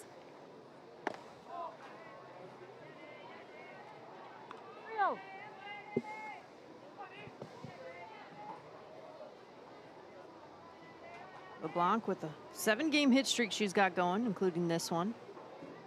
Hitting over 400. And she'll draw the walk. Alexia George, one of, if not the hottest bat right now, potentially in the WPBL. RBI single, then did it again right on the chalk down the left field line. And she's coming off a 3 for 4 day yesterday with her 2nd home run of the year.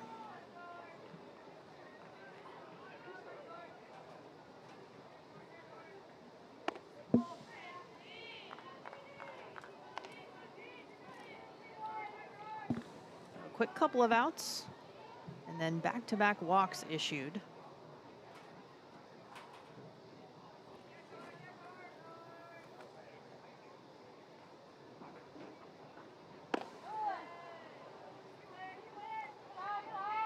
Sciano falling behind again here to George.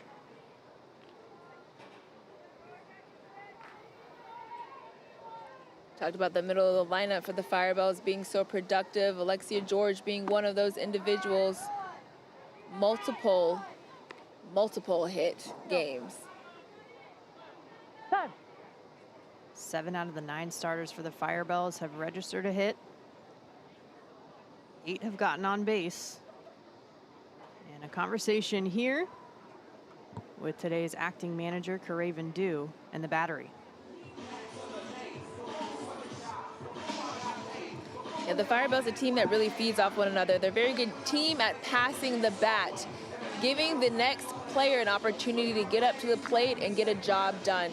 So the key for the Hunters is to minimize the big innings. If you can minimize the big innings for the Firebells, the Hunters, we always talk about how no lead is too big. The Hunters fight back, they have a chance. As long as you still have outs, you still have a chance. Right now, Kelsey Whitmore, as the captain, has her team with a 6-run lead, but no runs have come across for either team since the 2nd inning. Hunters just scored the pair in the 1st.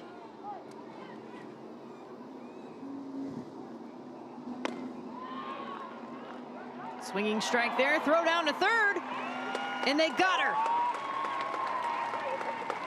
Greenwood gets it done, and no more runs come across. Bottom of the 5th up next.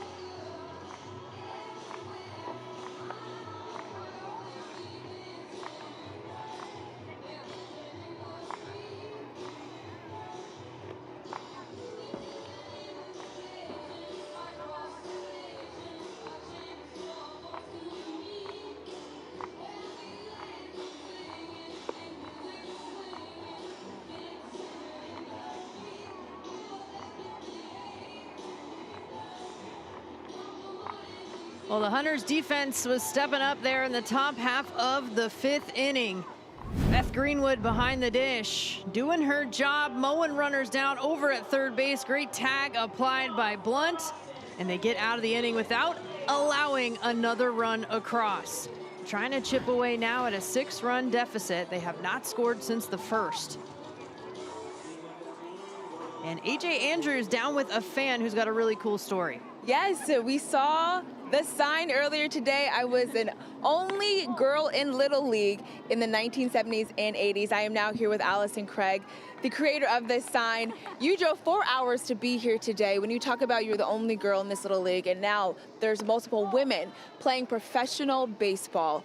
What do you think? What's the first thing that comes to your mind? I mean, it's so exciting to see all these amazing athletes, and I was the only kid and only girl in Little League, and I don't feel so only anymore. Especially the crowd. So many people have been seeing the sign and saying, "I was also the only girl in Little League," and we're not so only anymore now that we have the WPBL.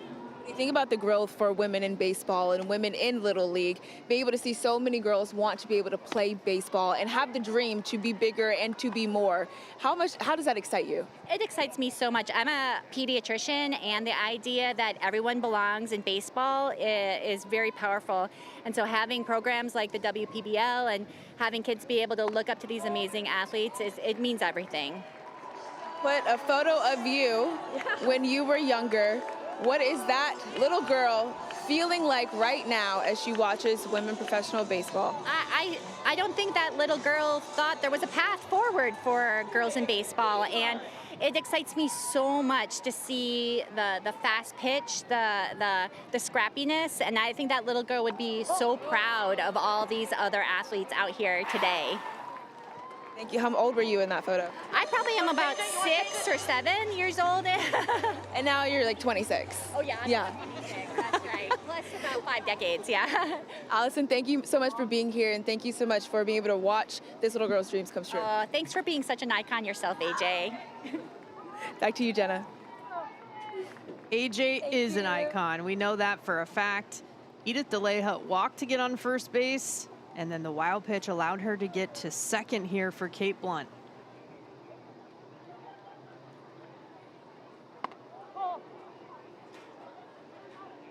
That's well inside from Bedard. A 2-0 count here to Blunt. She is 1 for 2, singled back in the 3rd.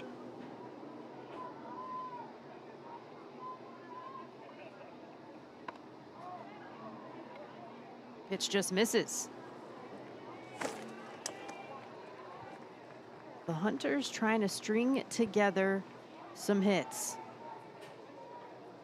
4 on the day so far. They've been scattered. The 2nd, 3rd, and 4th innings. Bedard finds a zone there to make it 3-1 to Blunt.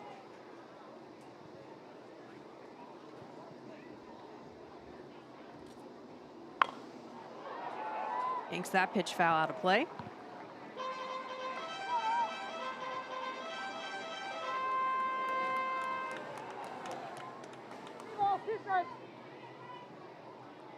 Thought we were going to see another amazing catch from the fans. Anything's possible at Robin Roberts.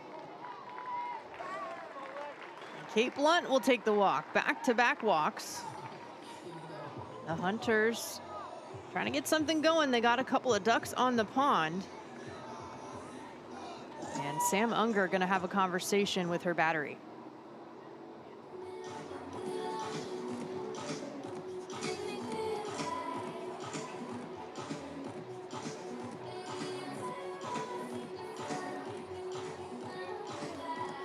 There's manager Matt Williams.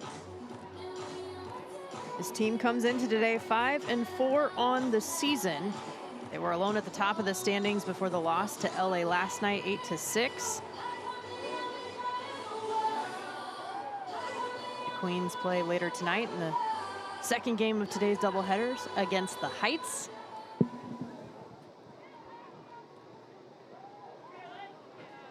We have a neck-and-neck pennant race between the California teams right now. Both 5 wins on the season. Both trying to continue to stack more in the W column. Lexi Hastings.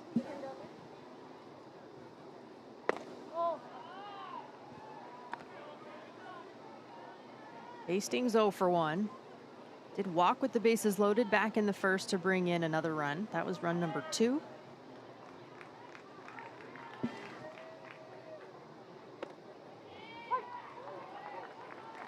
When we talk about situational hitting, just to expound upon it a little bit, with runners at first and second, the plan up at the plate, you're trying to hit behind the batters, you're looking for a pitch inside, because when I say hit behind it, you want to hit behind the runner at first, which is Blunt right now, in order to give the players an opportunity to get around to third. The ball gets past. Ginalone thrown from George.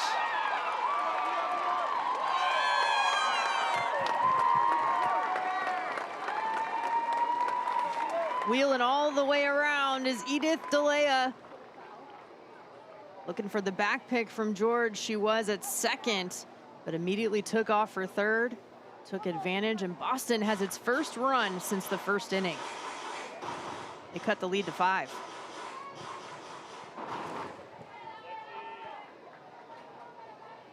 Blunt also advancing to second.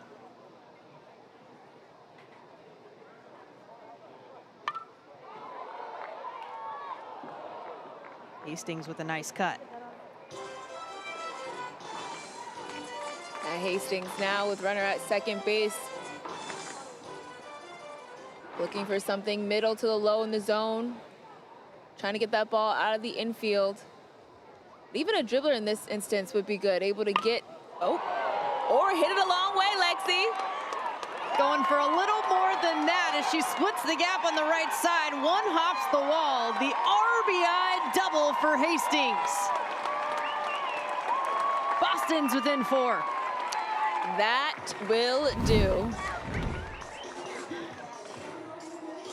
Ball a little bit up in the zone, right down the middle when it comes to Lexi Hastings. She gets a good bet on the ball, is able to pull it in the right center gap. Stand-up double for Lexi Hastings. Another run on the board for Boston. Scored a pair in the first. They have scored a pair here in the 5th. Still have a runner in scoring position with no outs for Micah Dumais. Dumais 0 for 2, flew out, grounded out.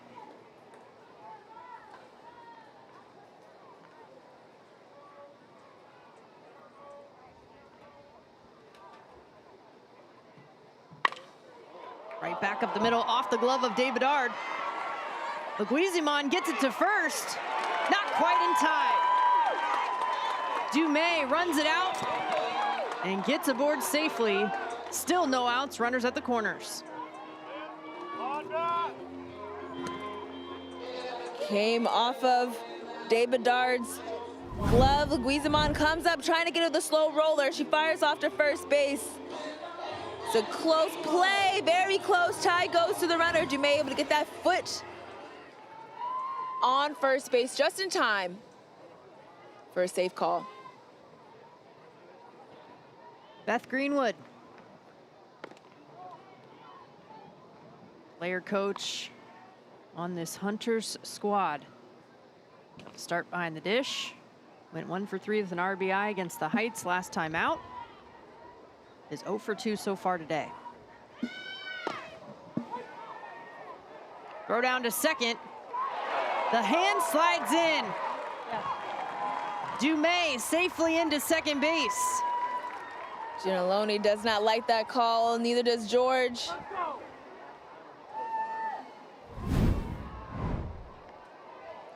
Send it all the way through. Oh. Yeah, it's a very close call. Looks like Ginalone may have gotten Micah Dumais before she got her hand in, but for the angle of the umpire, because she's behind, all she's able to see is the slide in. It may look like Dumais got it through. And Greenwood gets it through the infield here to bring in an RBI. The Hunters have something going here in the 5th. They're within 3.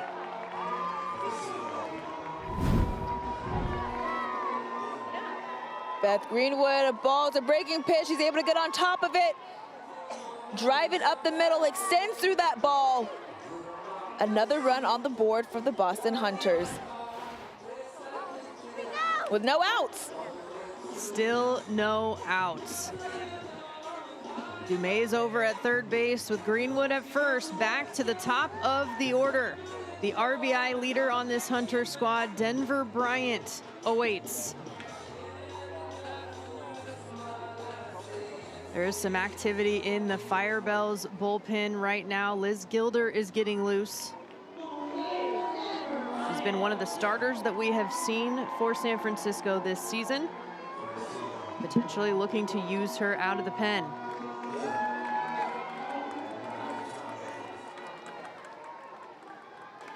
Bryant 2 for 2 with a walk. Has reached all 3 times. Check swing.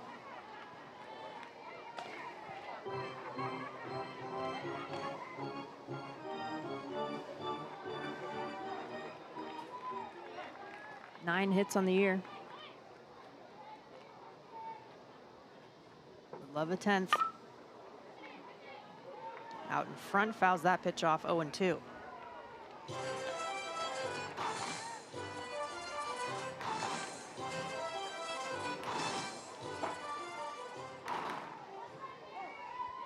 Eckert went 3 2/3 inning.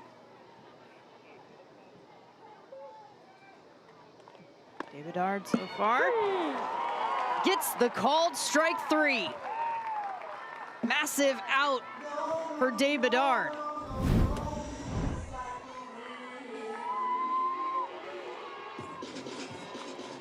It's a pitch that paints the inside corner of the plate. Denver Bryant just froze on that play, on that pitch. First out for the Firebells. Efficient strikeout for David Ard. George keeps that in front. Runners stay where they're at.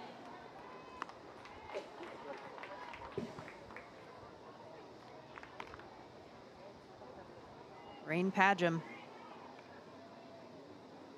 0 for 2, walked and scored in the first.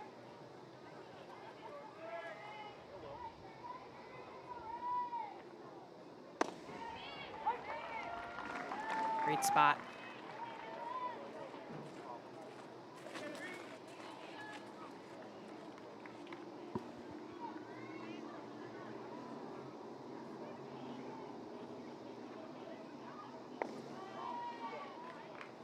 And a good take from Padgham.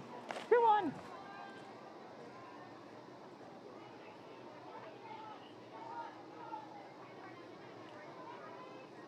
Three runs so far here in the 5th to make it 8-5. Hunters still have 2 outs to work with. Flair on the run, coming forward to make the snag is Gentiloni. And out number 2 in the books. It's a big out for the Firebells because with less than 2 outs, the Hunters just looking to get something in the air in the outfield to try to score the runner at 3. But now with 2 outs, they have a lot more room to play. Looking to try to get a runner out either at first or second and make a play in the field. Firebells batted around back in the 2nd. Hunters will do so if Held an Ace on deck gets up. At first, it's Molly Pattison. Swings through strike 1.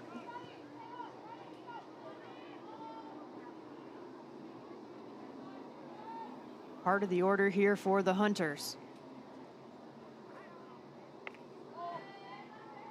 Pattison came in leading this team in hits.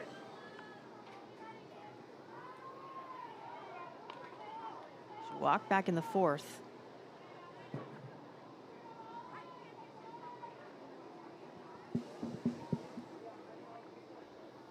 Oh. 2-1.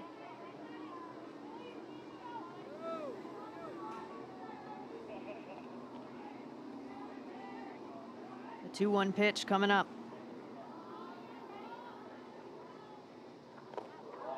Good pick from George.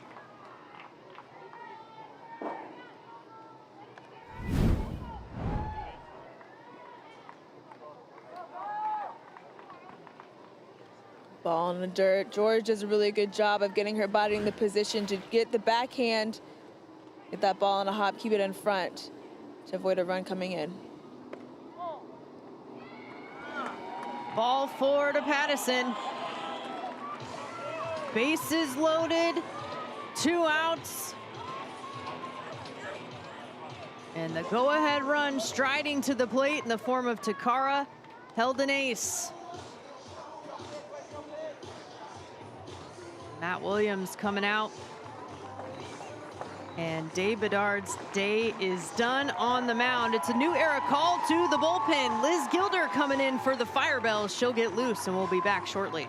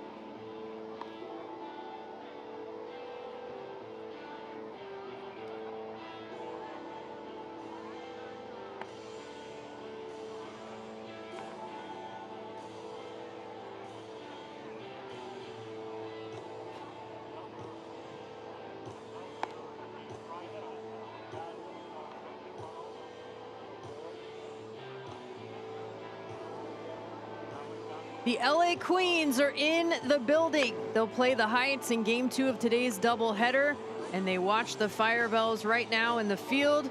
They are neck and neck at the top of the standings, 5 wins apiece, and we have a pennant race on.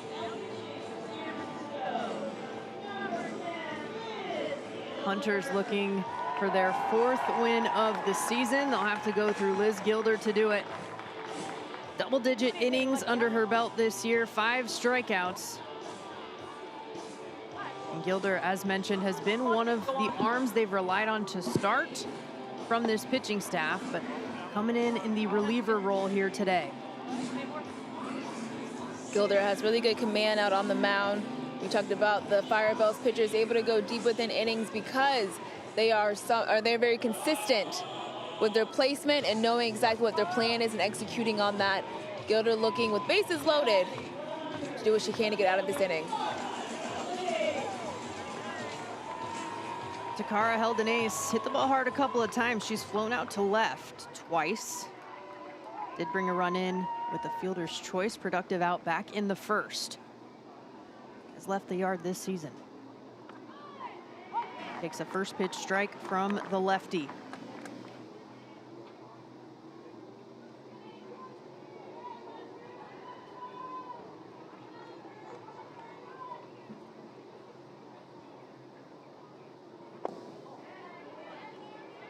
Good take downstairs. Held an ace coming in, leading this team in doubles, runs, and walks this season. Up towards the top in terms of RBIs as well. There's a strike from Gilder. Hunters have batted around officially.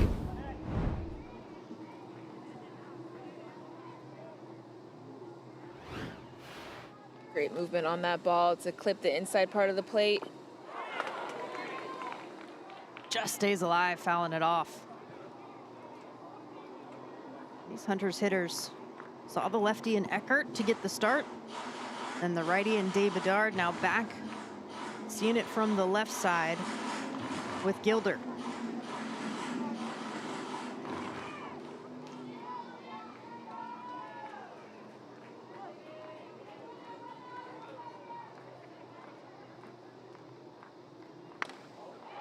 Fisted. It's going to fall in front of third. Gutierrez gets the out at third. Heads up, high baseball IQ. Bases are loaded, but they're stranded. 3 come across. It's a 3-run ball game. And the Firebells get out of this one with some defense. Kaplan in.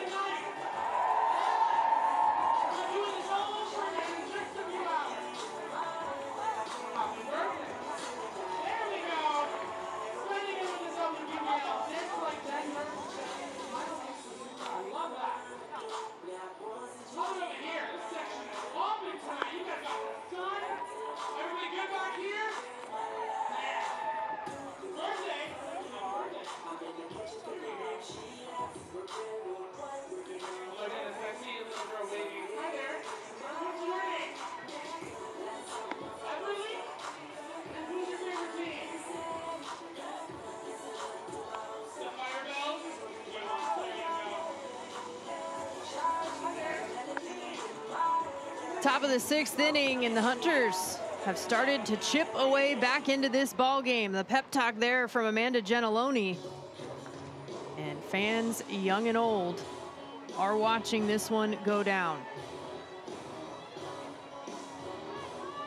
Alexia George leading things off. It's 5, 6, 7 due up here for the Firebells. They still lead by 3. First pitch swinging, opposite way. Right in front of the wall, making the grab. Pattison reels it in. Out number 1. Molly Pattison reading that ball, doing a little bit of a hip flip to switch directions in order to make the catch.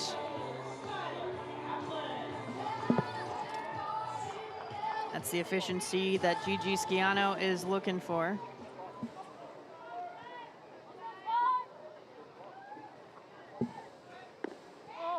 Skylar Kaplan getting the pep talk from Amanda Gentiloni. 2 for 3 so far today with a pair of singles.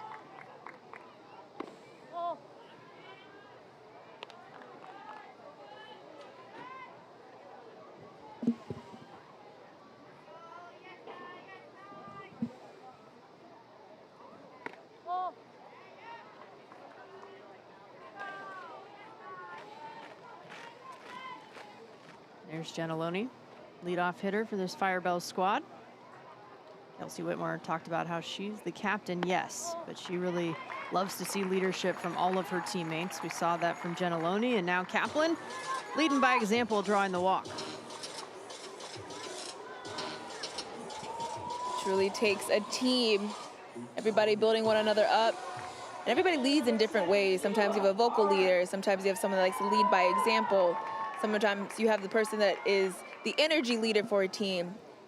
Every role matters when it comes to a winning team. Jua Park has played her role well here today so far. 2 for 3, had a 2 RBI single back in the second. Kaplan back at first safely.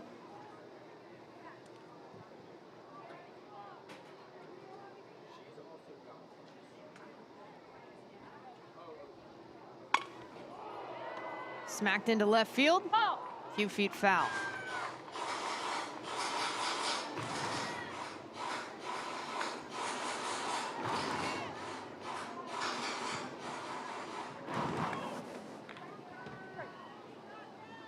Jua Park has been productive in that bottom part of the order all season long for San Francisco. 2 for 3 with a double last time against the Hunters. We'll take that one in the back. And is awarded first base. Back-to-back free passes, first the walk, then the hit batter.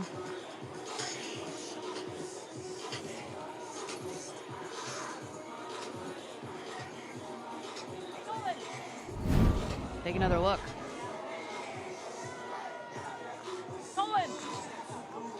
So it hits off of Park's hip and then ricochets onto Greenwood's helmet. That's why you see her take that moment to gather herself.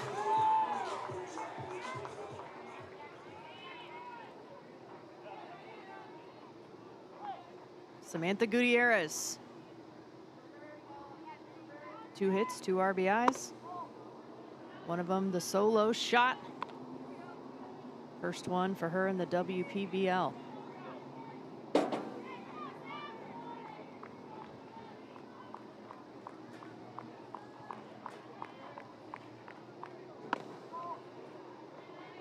Two-0 count.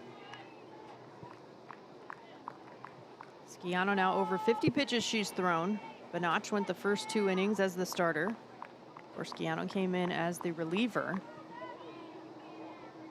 in her 4th inning of work.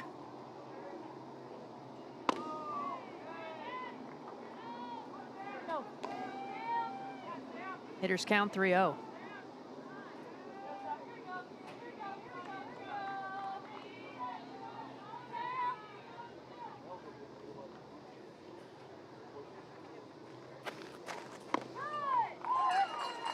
Pitch walk. All 3 on base have been given a free pass. 2 walks, a hit batter, and it's bases loaded with 1 out.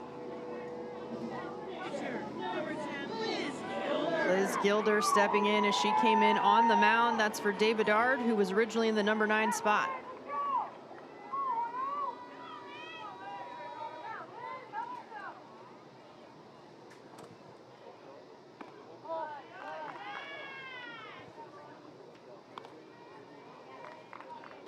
Gilder from Canada, 25 years old, 9th pick of the 3rd round in the WPBL draft.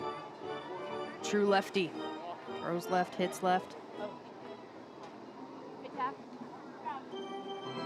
And Caraven Dew making a change. Defensively, looks like Greenwood will come out. Hyuna Kim will come in behind the dish.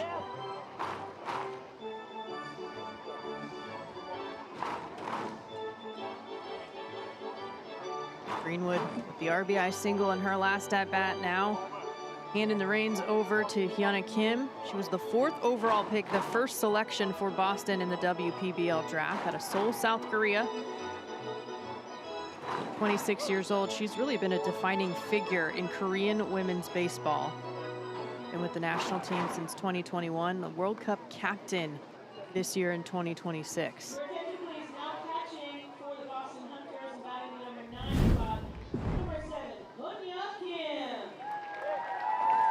Might be a good break for Beth after taking that one right off the face mask as well. Yeah, sometimes those hits just really shake you up, especially getting hit in the head. You can never be too careful. Beth Greenwood coming out. She did talk to the trainer for a little bit. Seems like still wanting to talk a little bit more, assess how she's doing after being hit in the head.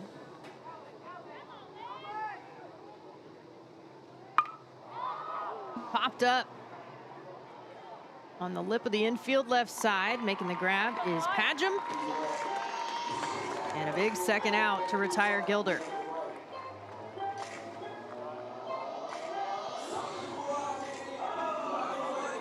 That's huge for Schiano to be able to produce the pop-up with bases loaded, especially now that it's back to the top of the order, Amanda Gentiloni.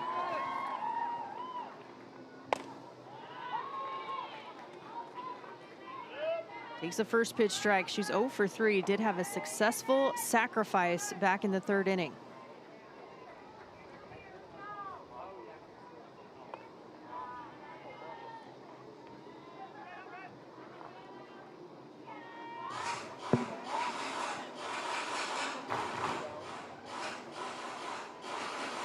Gentiloni, the only draftee in the WPBL from Louisiana, New Orleans native. Softly left side. Padgham coming to charge. Throw over to first. The dive into first is in time. That ball gets away. And the Firebells keep ringing. A couple more come across. They're up 10-5.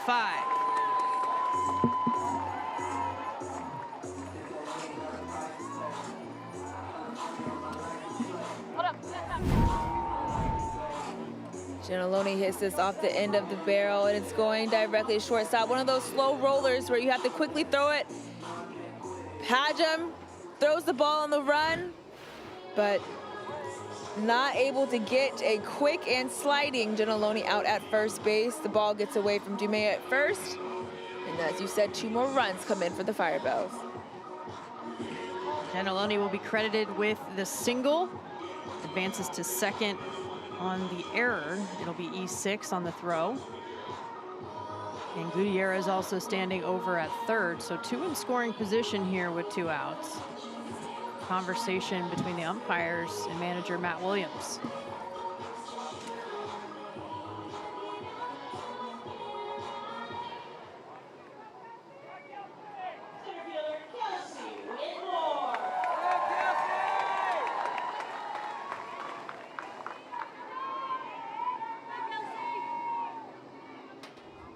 Kelsey Whitmore.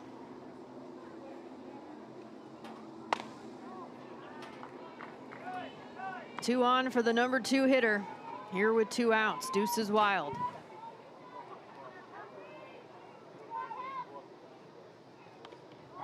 That gets past Kim. Bouldering home and doing it standing up to score is Gutierrez. 11-5 ball game.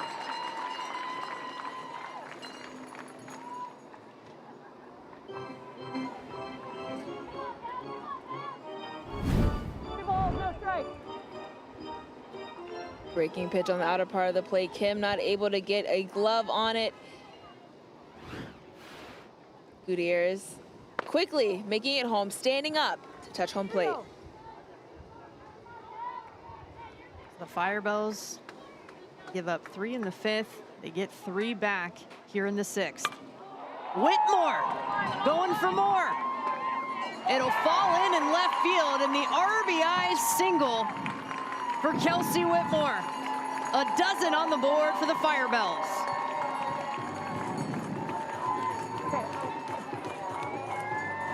Kelsey settling again for that single. So she thought she didn't get enough of that ball, but she did get just enough, able to drop down in left field for a single and an RBI. Settles for a single again. Second RBI of the day, in addition to that home run. Firebells are just so good at feeding off of one of another. Crooked numbers left and right. 2 in the first, 6 in the second, 4 here in the 6th. In their wins, there's always 1 or more really big innings for the Firebells.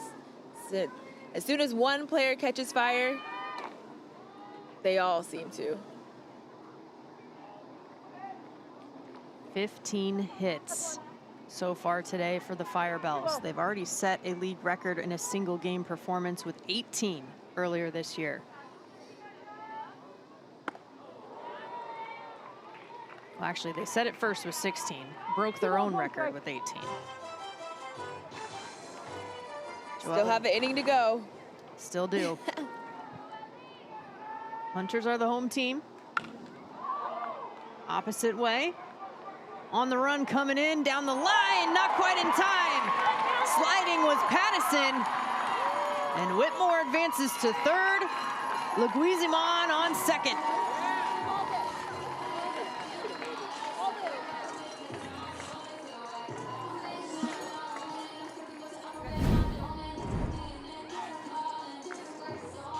Outside part of the plate, elevated. You see Pattison coming in, trying to make that play. She dives for it, but it's just a little bit too far out of reach. And that's okay with that dive. It didn't get too far away from her because the ball was so elevated. It came in at a curve rather than a line drive. A line drive, diving on the line, if you go for this, a little more risky because it will drive all the way or roll all the way to the fence. But because it has so much air to it, even if she does miss it, it typically won't get too far away. Being able to read that live, AJ, is True skill for outfielders. True skill it is. And you sometimes think, okay, well, what do you do in that instance? Should I seat slide or should I just go ahead and go glove first for the slide? And when you're backhanding it, because Patterson is left-handed, it's a little bit more difficult to do a seat slide and try to backhand it. That's why she went for it, just glove first, trying to make that play. Bobbled it short by Padgham, still gets the out at first to retire LeBlanc. But 4 more across. It's a 12-5 ball game. Firebells over the Hunters.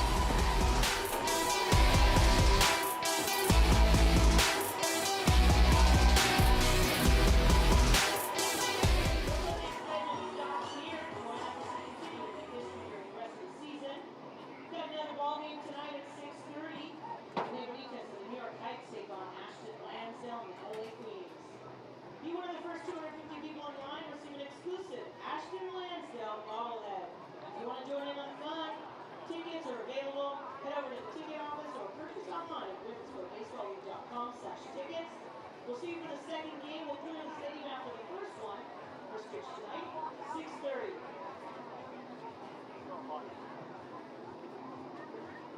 We'd like to thank our official equipment providing partners, All-Star, Diamond Baseball, Selfless,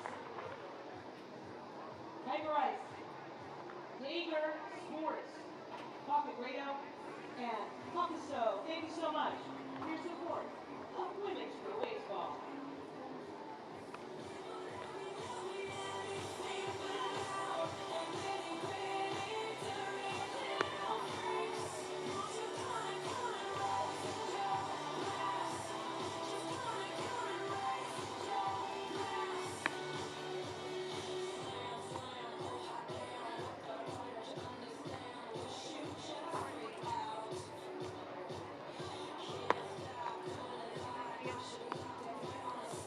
Well, fans young and old here at the ballpark at Robin Roberts Stadium.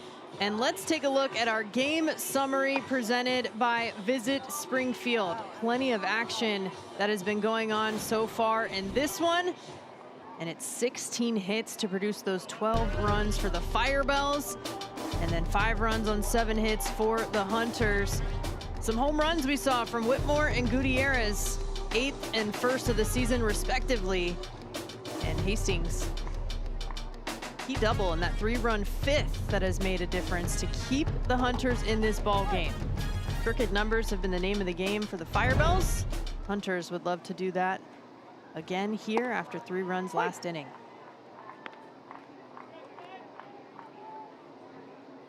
Edith DeLeja bleeding things off. 1 for 1 with a single. Was walked, was hit by a pitch.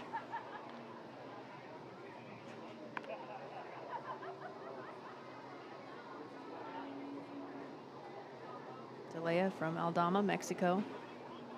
11th pick of the 5th round in the draft. Big cut through that strike.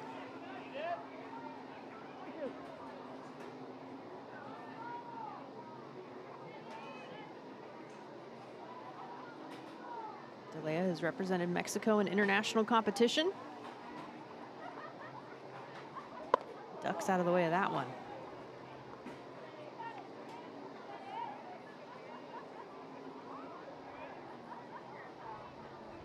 DeLeja also competed in the Mexican Softball League 2024-2025. Now here in the WPBL. Jammed and fouled out of play.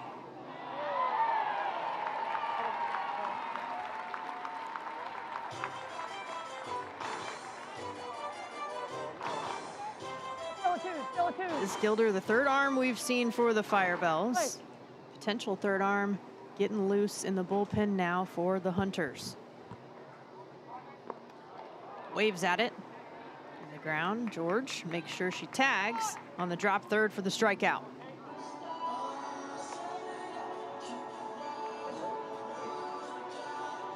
Gilder with her 2nd strikeout.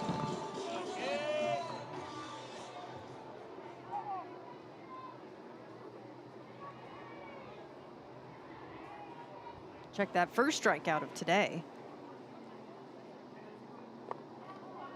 She faces Kate Blunt.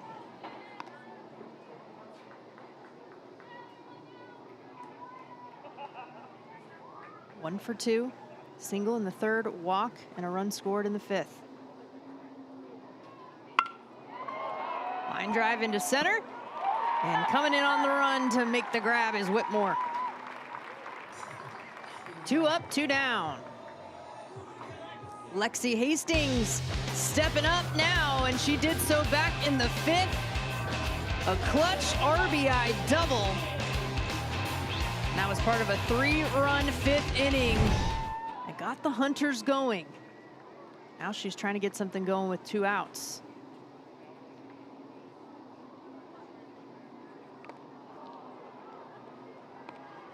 Foul tip right over the top of it.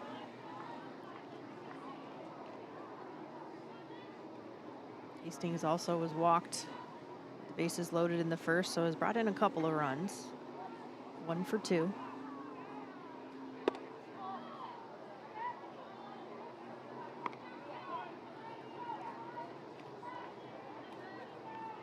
Saw a glimpse of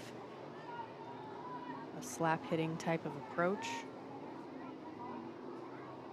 from the left side from Hastings. Swinging away there and fouls it off.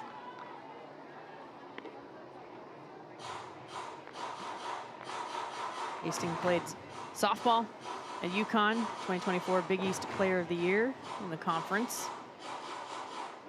Utilizes some of that short game, but she'll stand in and protect here with 2 strikes.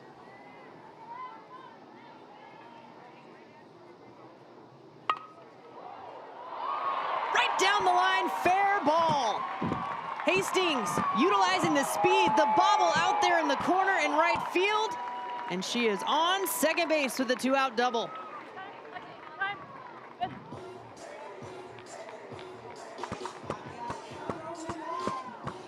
Perfectly placed on that line. Goes down to get this barrel angle on point. Just keeps it fair. And no hesitation with the 2-base mentality. Second double of the day. Micah Dumais, 1 for 3 with a single.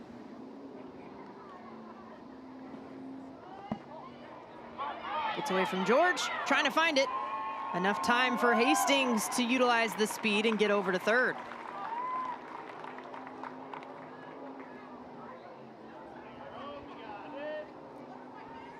Two routes, runner at third.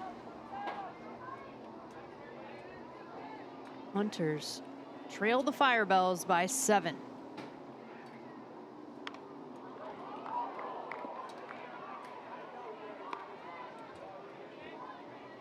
We have seen nothing but crooked numbers from both teams for their scoring today. 2 in the first for Boston, 3 in the fifth.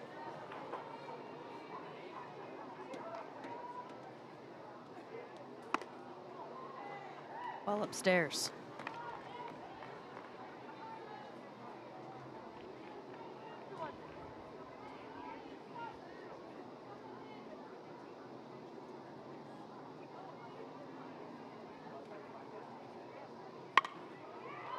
Right side, Gentiloni gets it to first. Runner is stranded, still a 12-5 ball game. Firebells over the Hunters.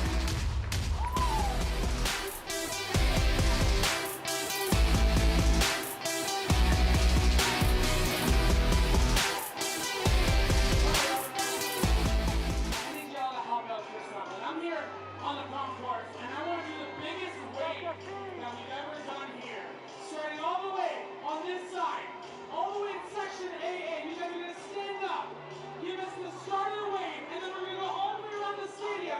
So we have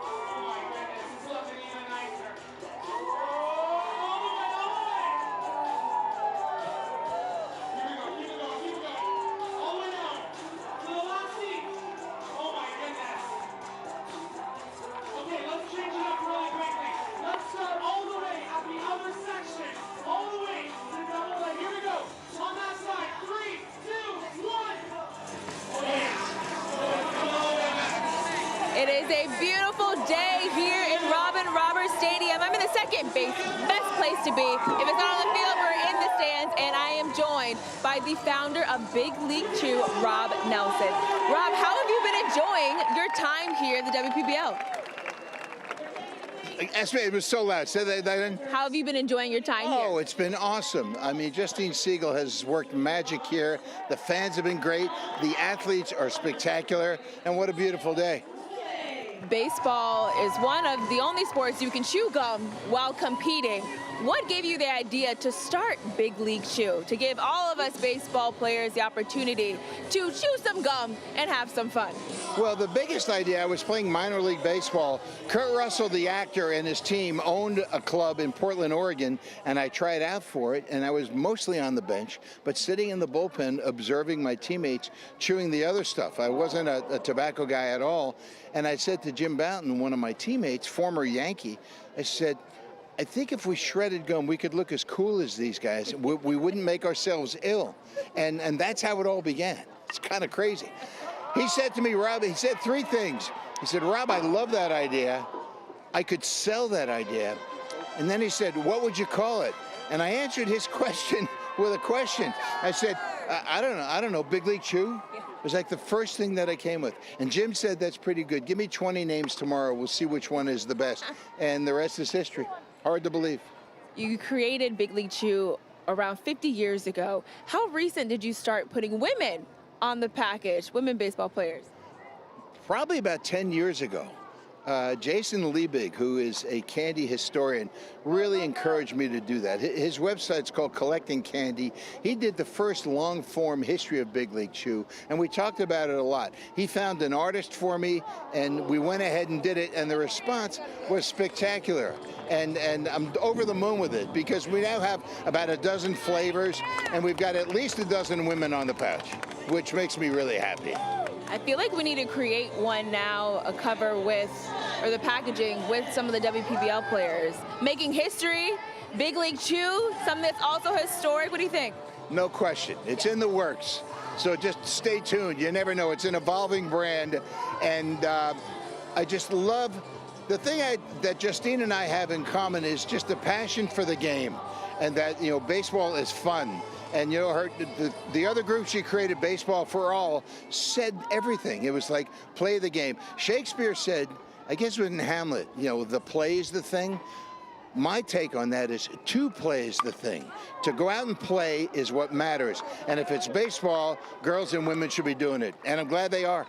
It's been fabulous. Oh, I love it, Rob. What team would you have on the packaging? Oh, I don't know. I was born in Brooklyn, so it's a little bit hard for me not to go with the New York team, but I don't want to make any enemies, really. But if I had to choose, I'm going to go with New York. Okay, stay tuned. We may see some Big League Chew for New York City coming soon for the Heights. Rob, thank you so much for joining us here at the WPBL. What a pleasure. This has been a joy. Really fun. Thank you so much. Back to you, Jetta. The WPBL, the big leagues here in Springfield, Illinois. We have a new era call to the bullpen here with Micah Dumais making the move from first base. She's been on the mound this whole inning. Alexia George was hit by a pitch. Kaplan reached on the fielder's choice as George was retired on the force at second. So we have one away, runner at first with Jua Park. Dumais, one of the pitchers that we talked about at the top of the broadcast. One of the options out of the bullpen for Boston.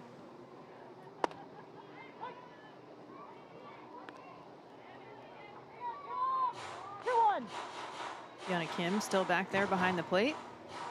Defensive replacement for Beth Greenwood an inning ago. Park continues her great streak. 2 for 3 with 2 RBIs and a run scored.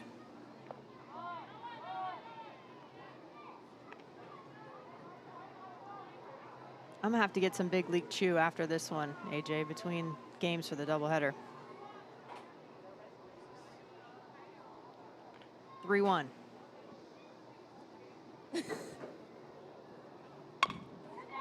Chopped over to third, on the run, Olay, and it gets out to the outfield. Park finds her way on first base yet again. 2 on, 1 out.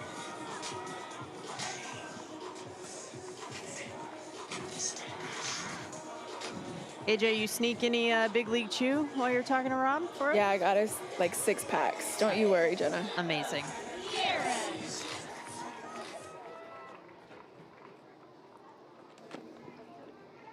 That'll be an E5 in the books. Kaplan advanced to second. Gutierrez turns out of the way on that one, up and in.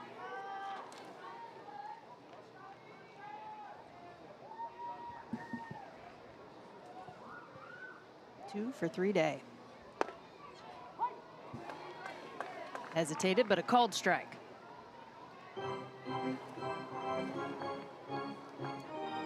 RBI single, solo shot with the home run, and a walk coming around to score in the 6th. That's Gutierrez's day. On the ground hard, just foul, third base line.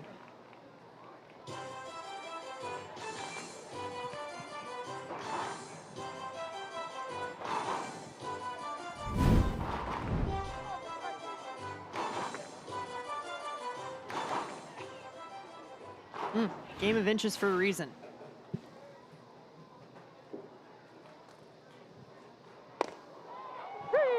Backwards K from Dumais.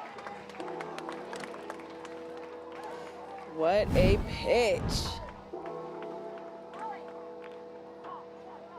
Gutierrez thinks that pitch is coming to her, but it spins right back over the plate.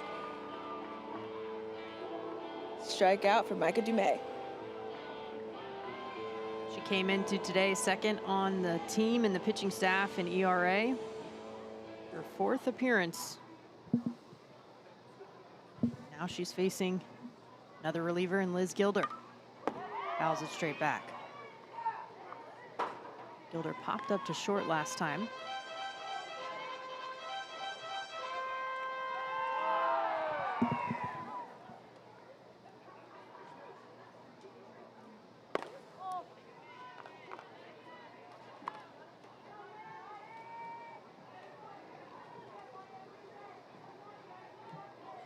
Firebells with the 7-run lead.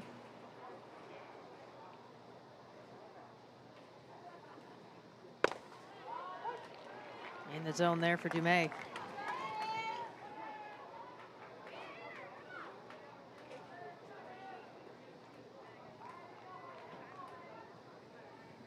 The 1-2.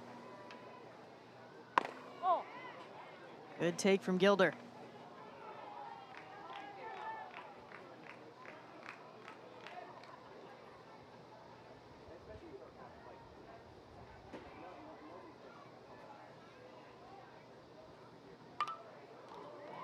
Gilder's fouled a couple straight back. She's on it.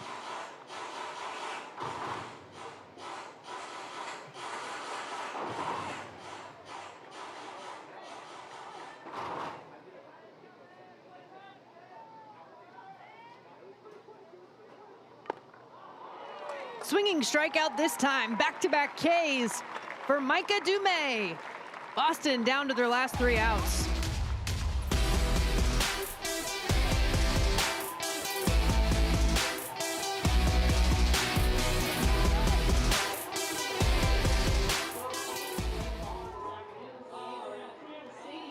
As we transform into game 2 of our doubleheader. First pitch tonight is 6:30. Thank you so much for your cooperation and support of this historic WPBL inaugural season.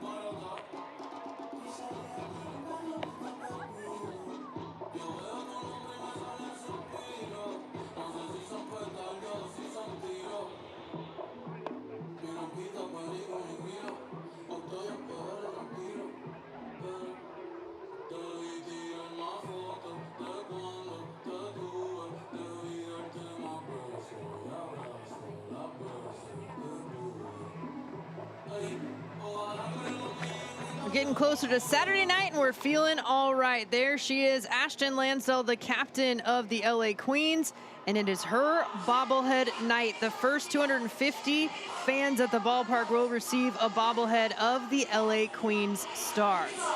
Run, don't walk. Yeah, no. And Lansdell, I love just how much she loves baseball. She's here before her game tonight, watching this ball game with some of her teammates. Yeah, Ashton, the captain. She got a fresh haircut yesterday and a balm. She's ready to get it done later on tonight. I imagine she's making a TikTok right now as well. That sounds on brand. Does have her string of pearls, though. Pearls for the girls, like she says. Yana Kim.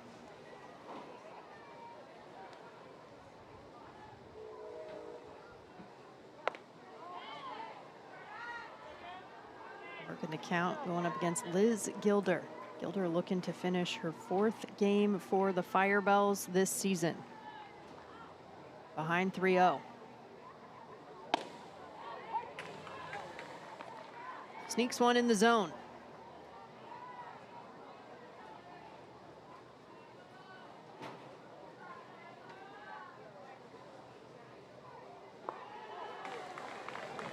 And she'll take the free pass. So the leadoff base runner that the Hunters needed is aboard, and it's back to the top of the order.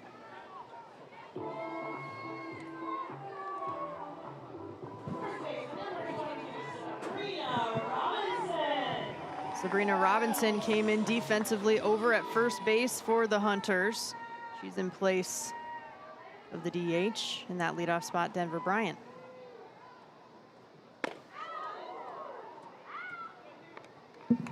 Still impressed with the splits that she did just with such ease with you, AJ, before the game.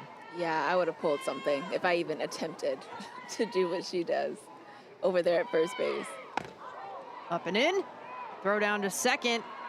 Tough hop, not in time with the tag, so Kim with the stolen base, now in scoring position. Honestly, I think I pulled a muscle just watching her do that.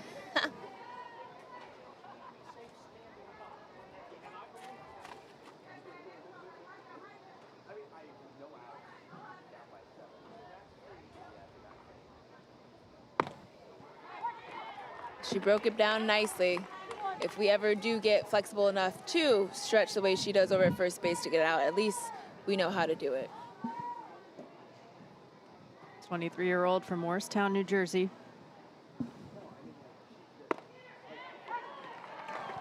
Takes a second strike there. For anyone that missed it. Yeah, if you just ignore where my leg is, it looks like I'm doing a split as well, so. She's just so casual with it. Arms crossed.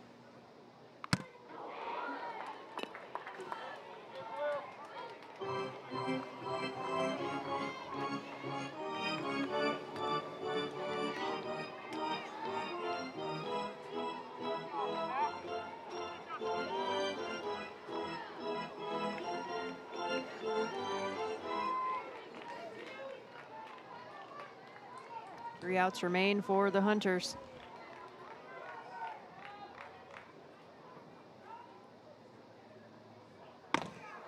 Gets her swinging. Gilder bringing the heat. One away with the strikeout.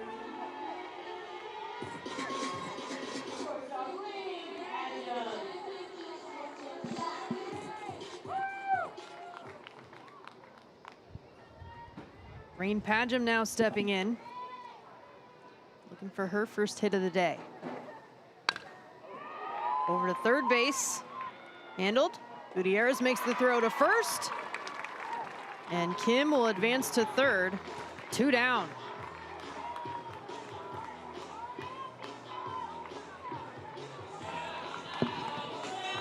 Pretty impressive.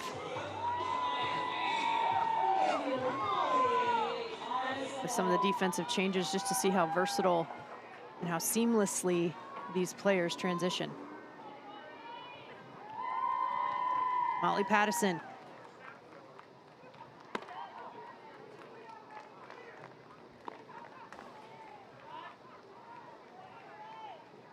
Leading the team in hits, but 0 for 2 today. Does have a couple of walks.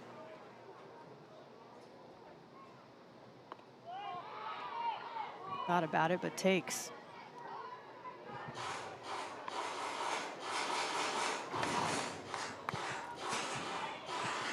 Pattison just 18 years old. Out of Australia, but discovered baseball at 4 years old here in the U.S. Takes a strike.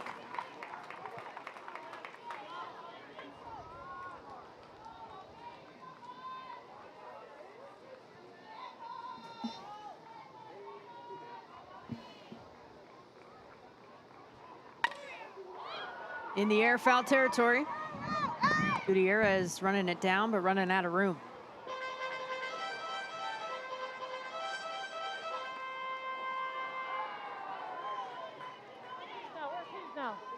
Hunters down to their final strike. Lefty on lefty matchup.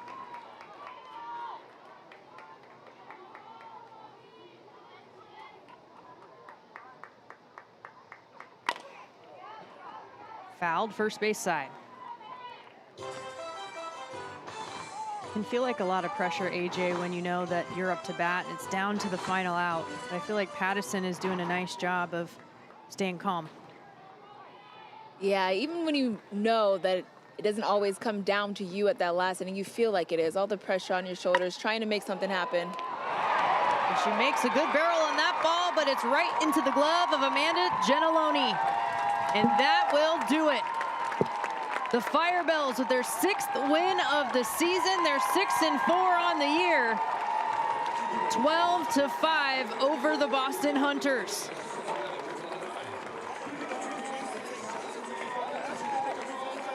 Liz Gilder finished her 4th game for the Firebells this season.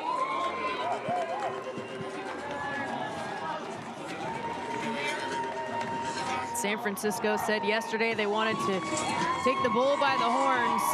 They came back with a vengeance here today.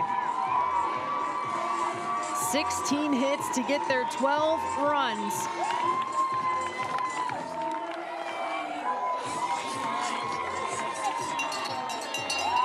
Great performances all throughout the lineup for Matt Williams' squad.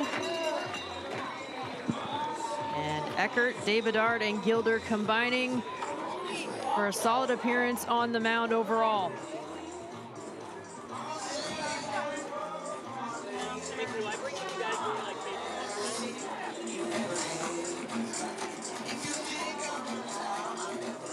And tonight's Capelli Sport play of the game, who else but Kelsey Whitmore.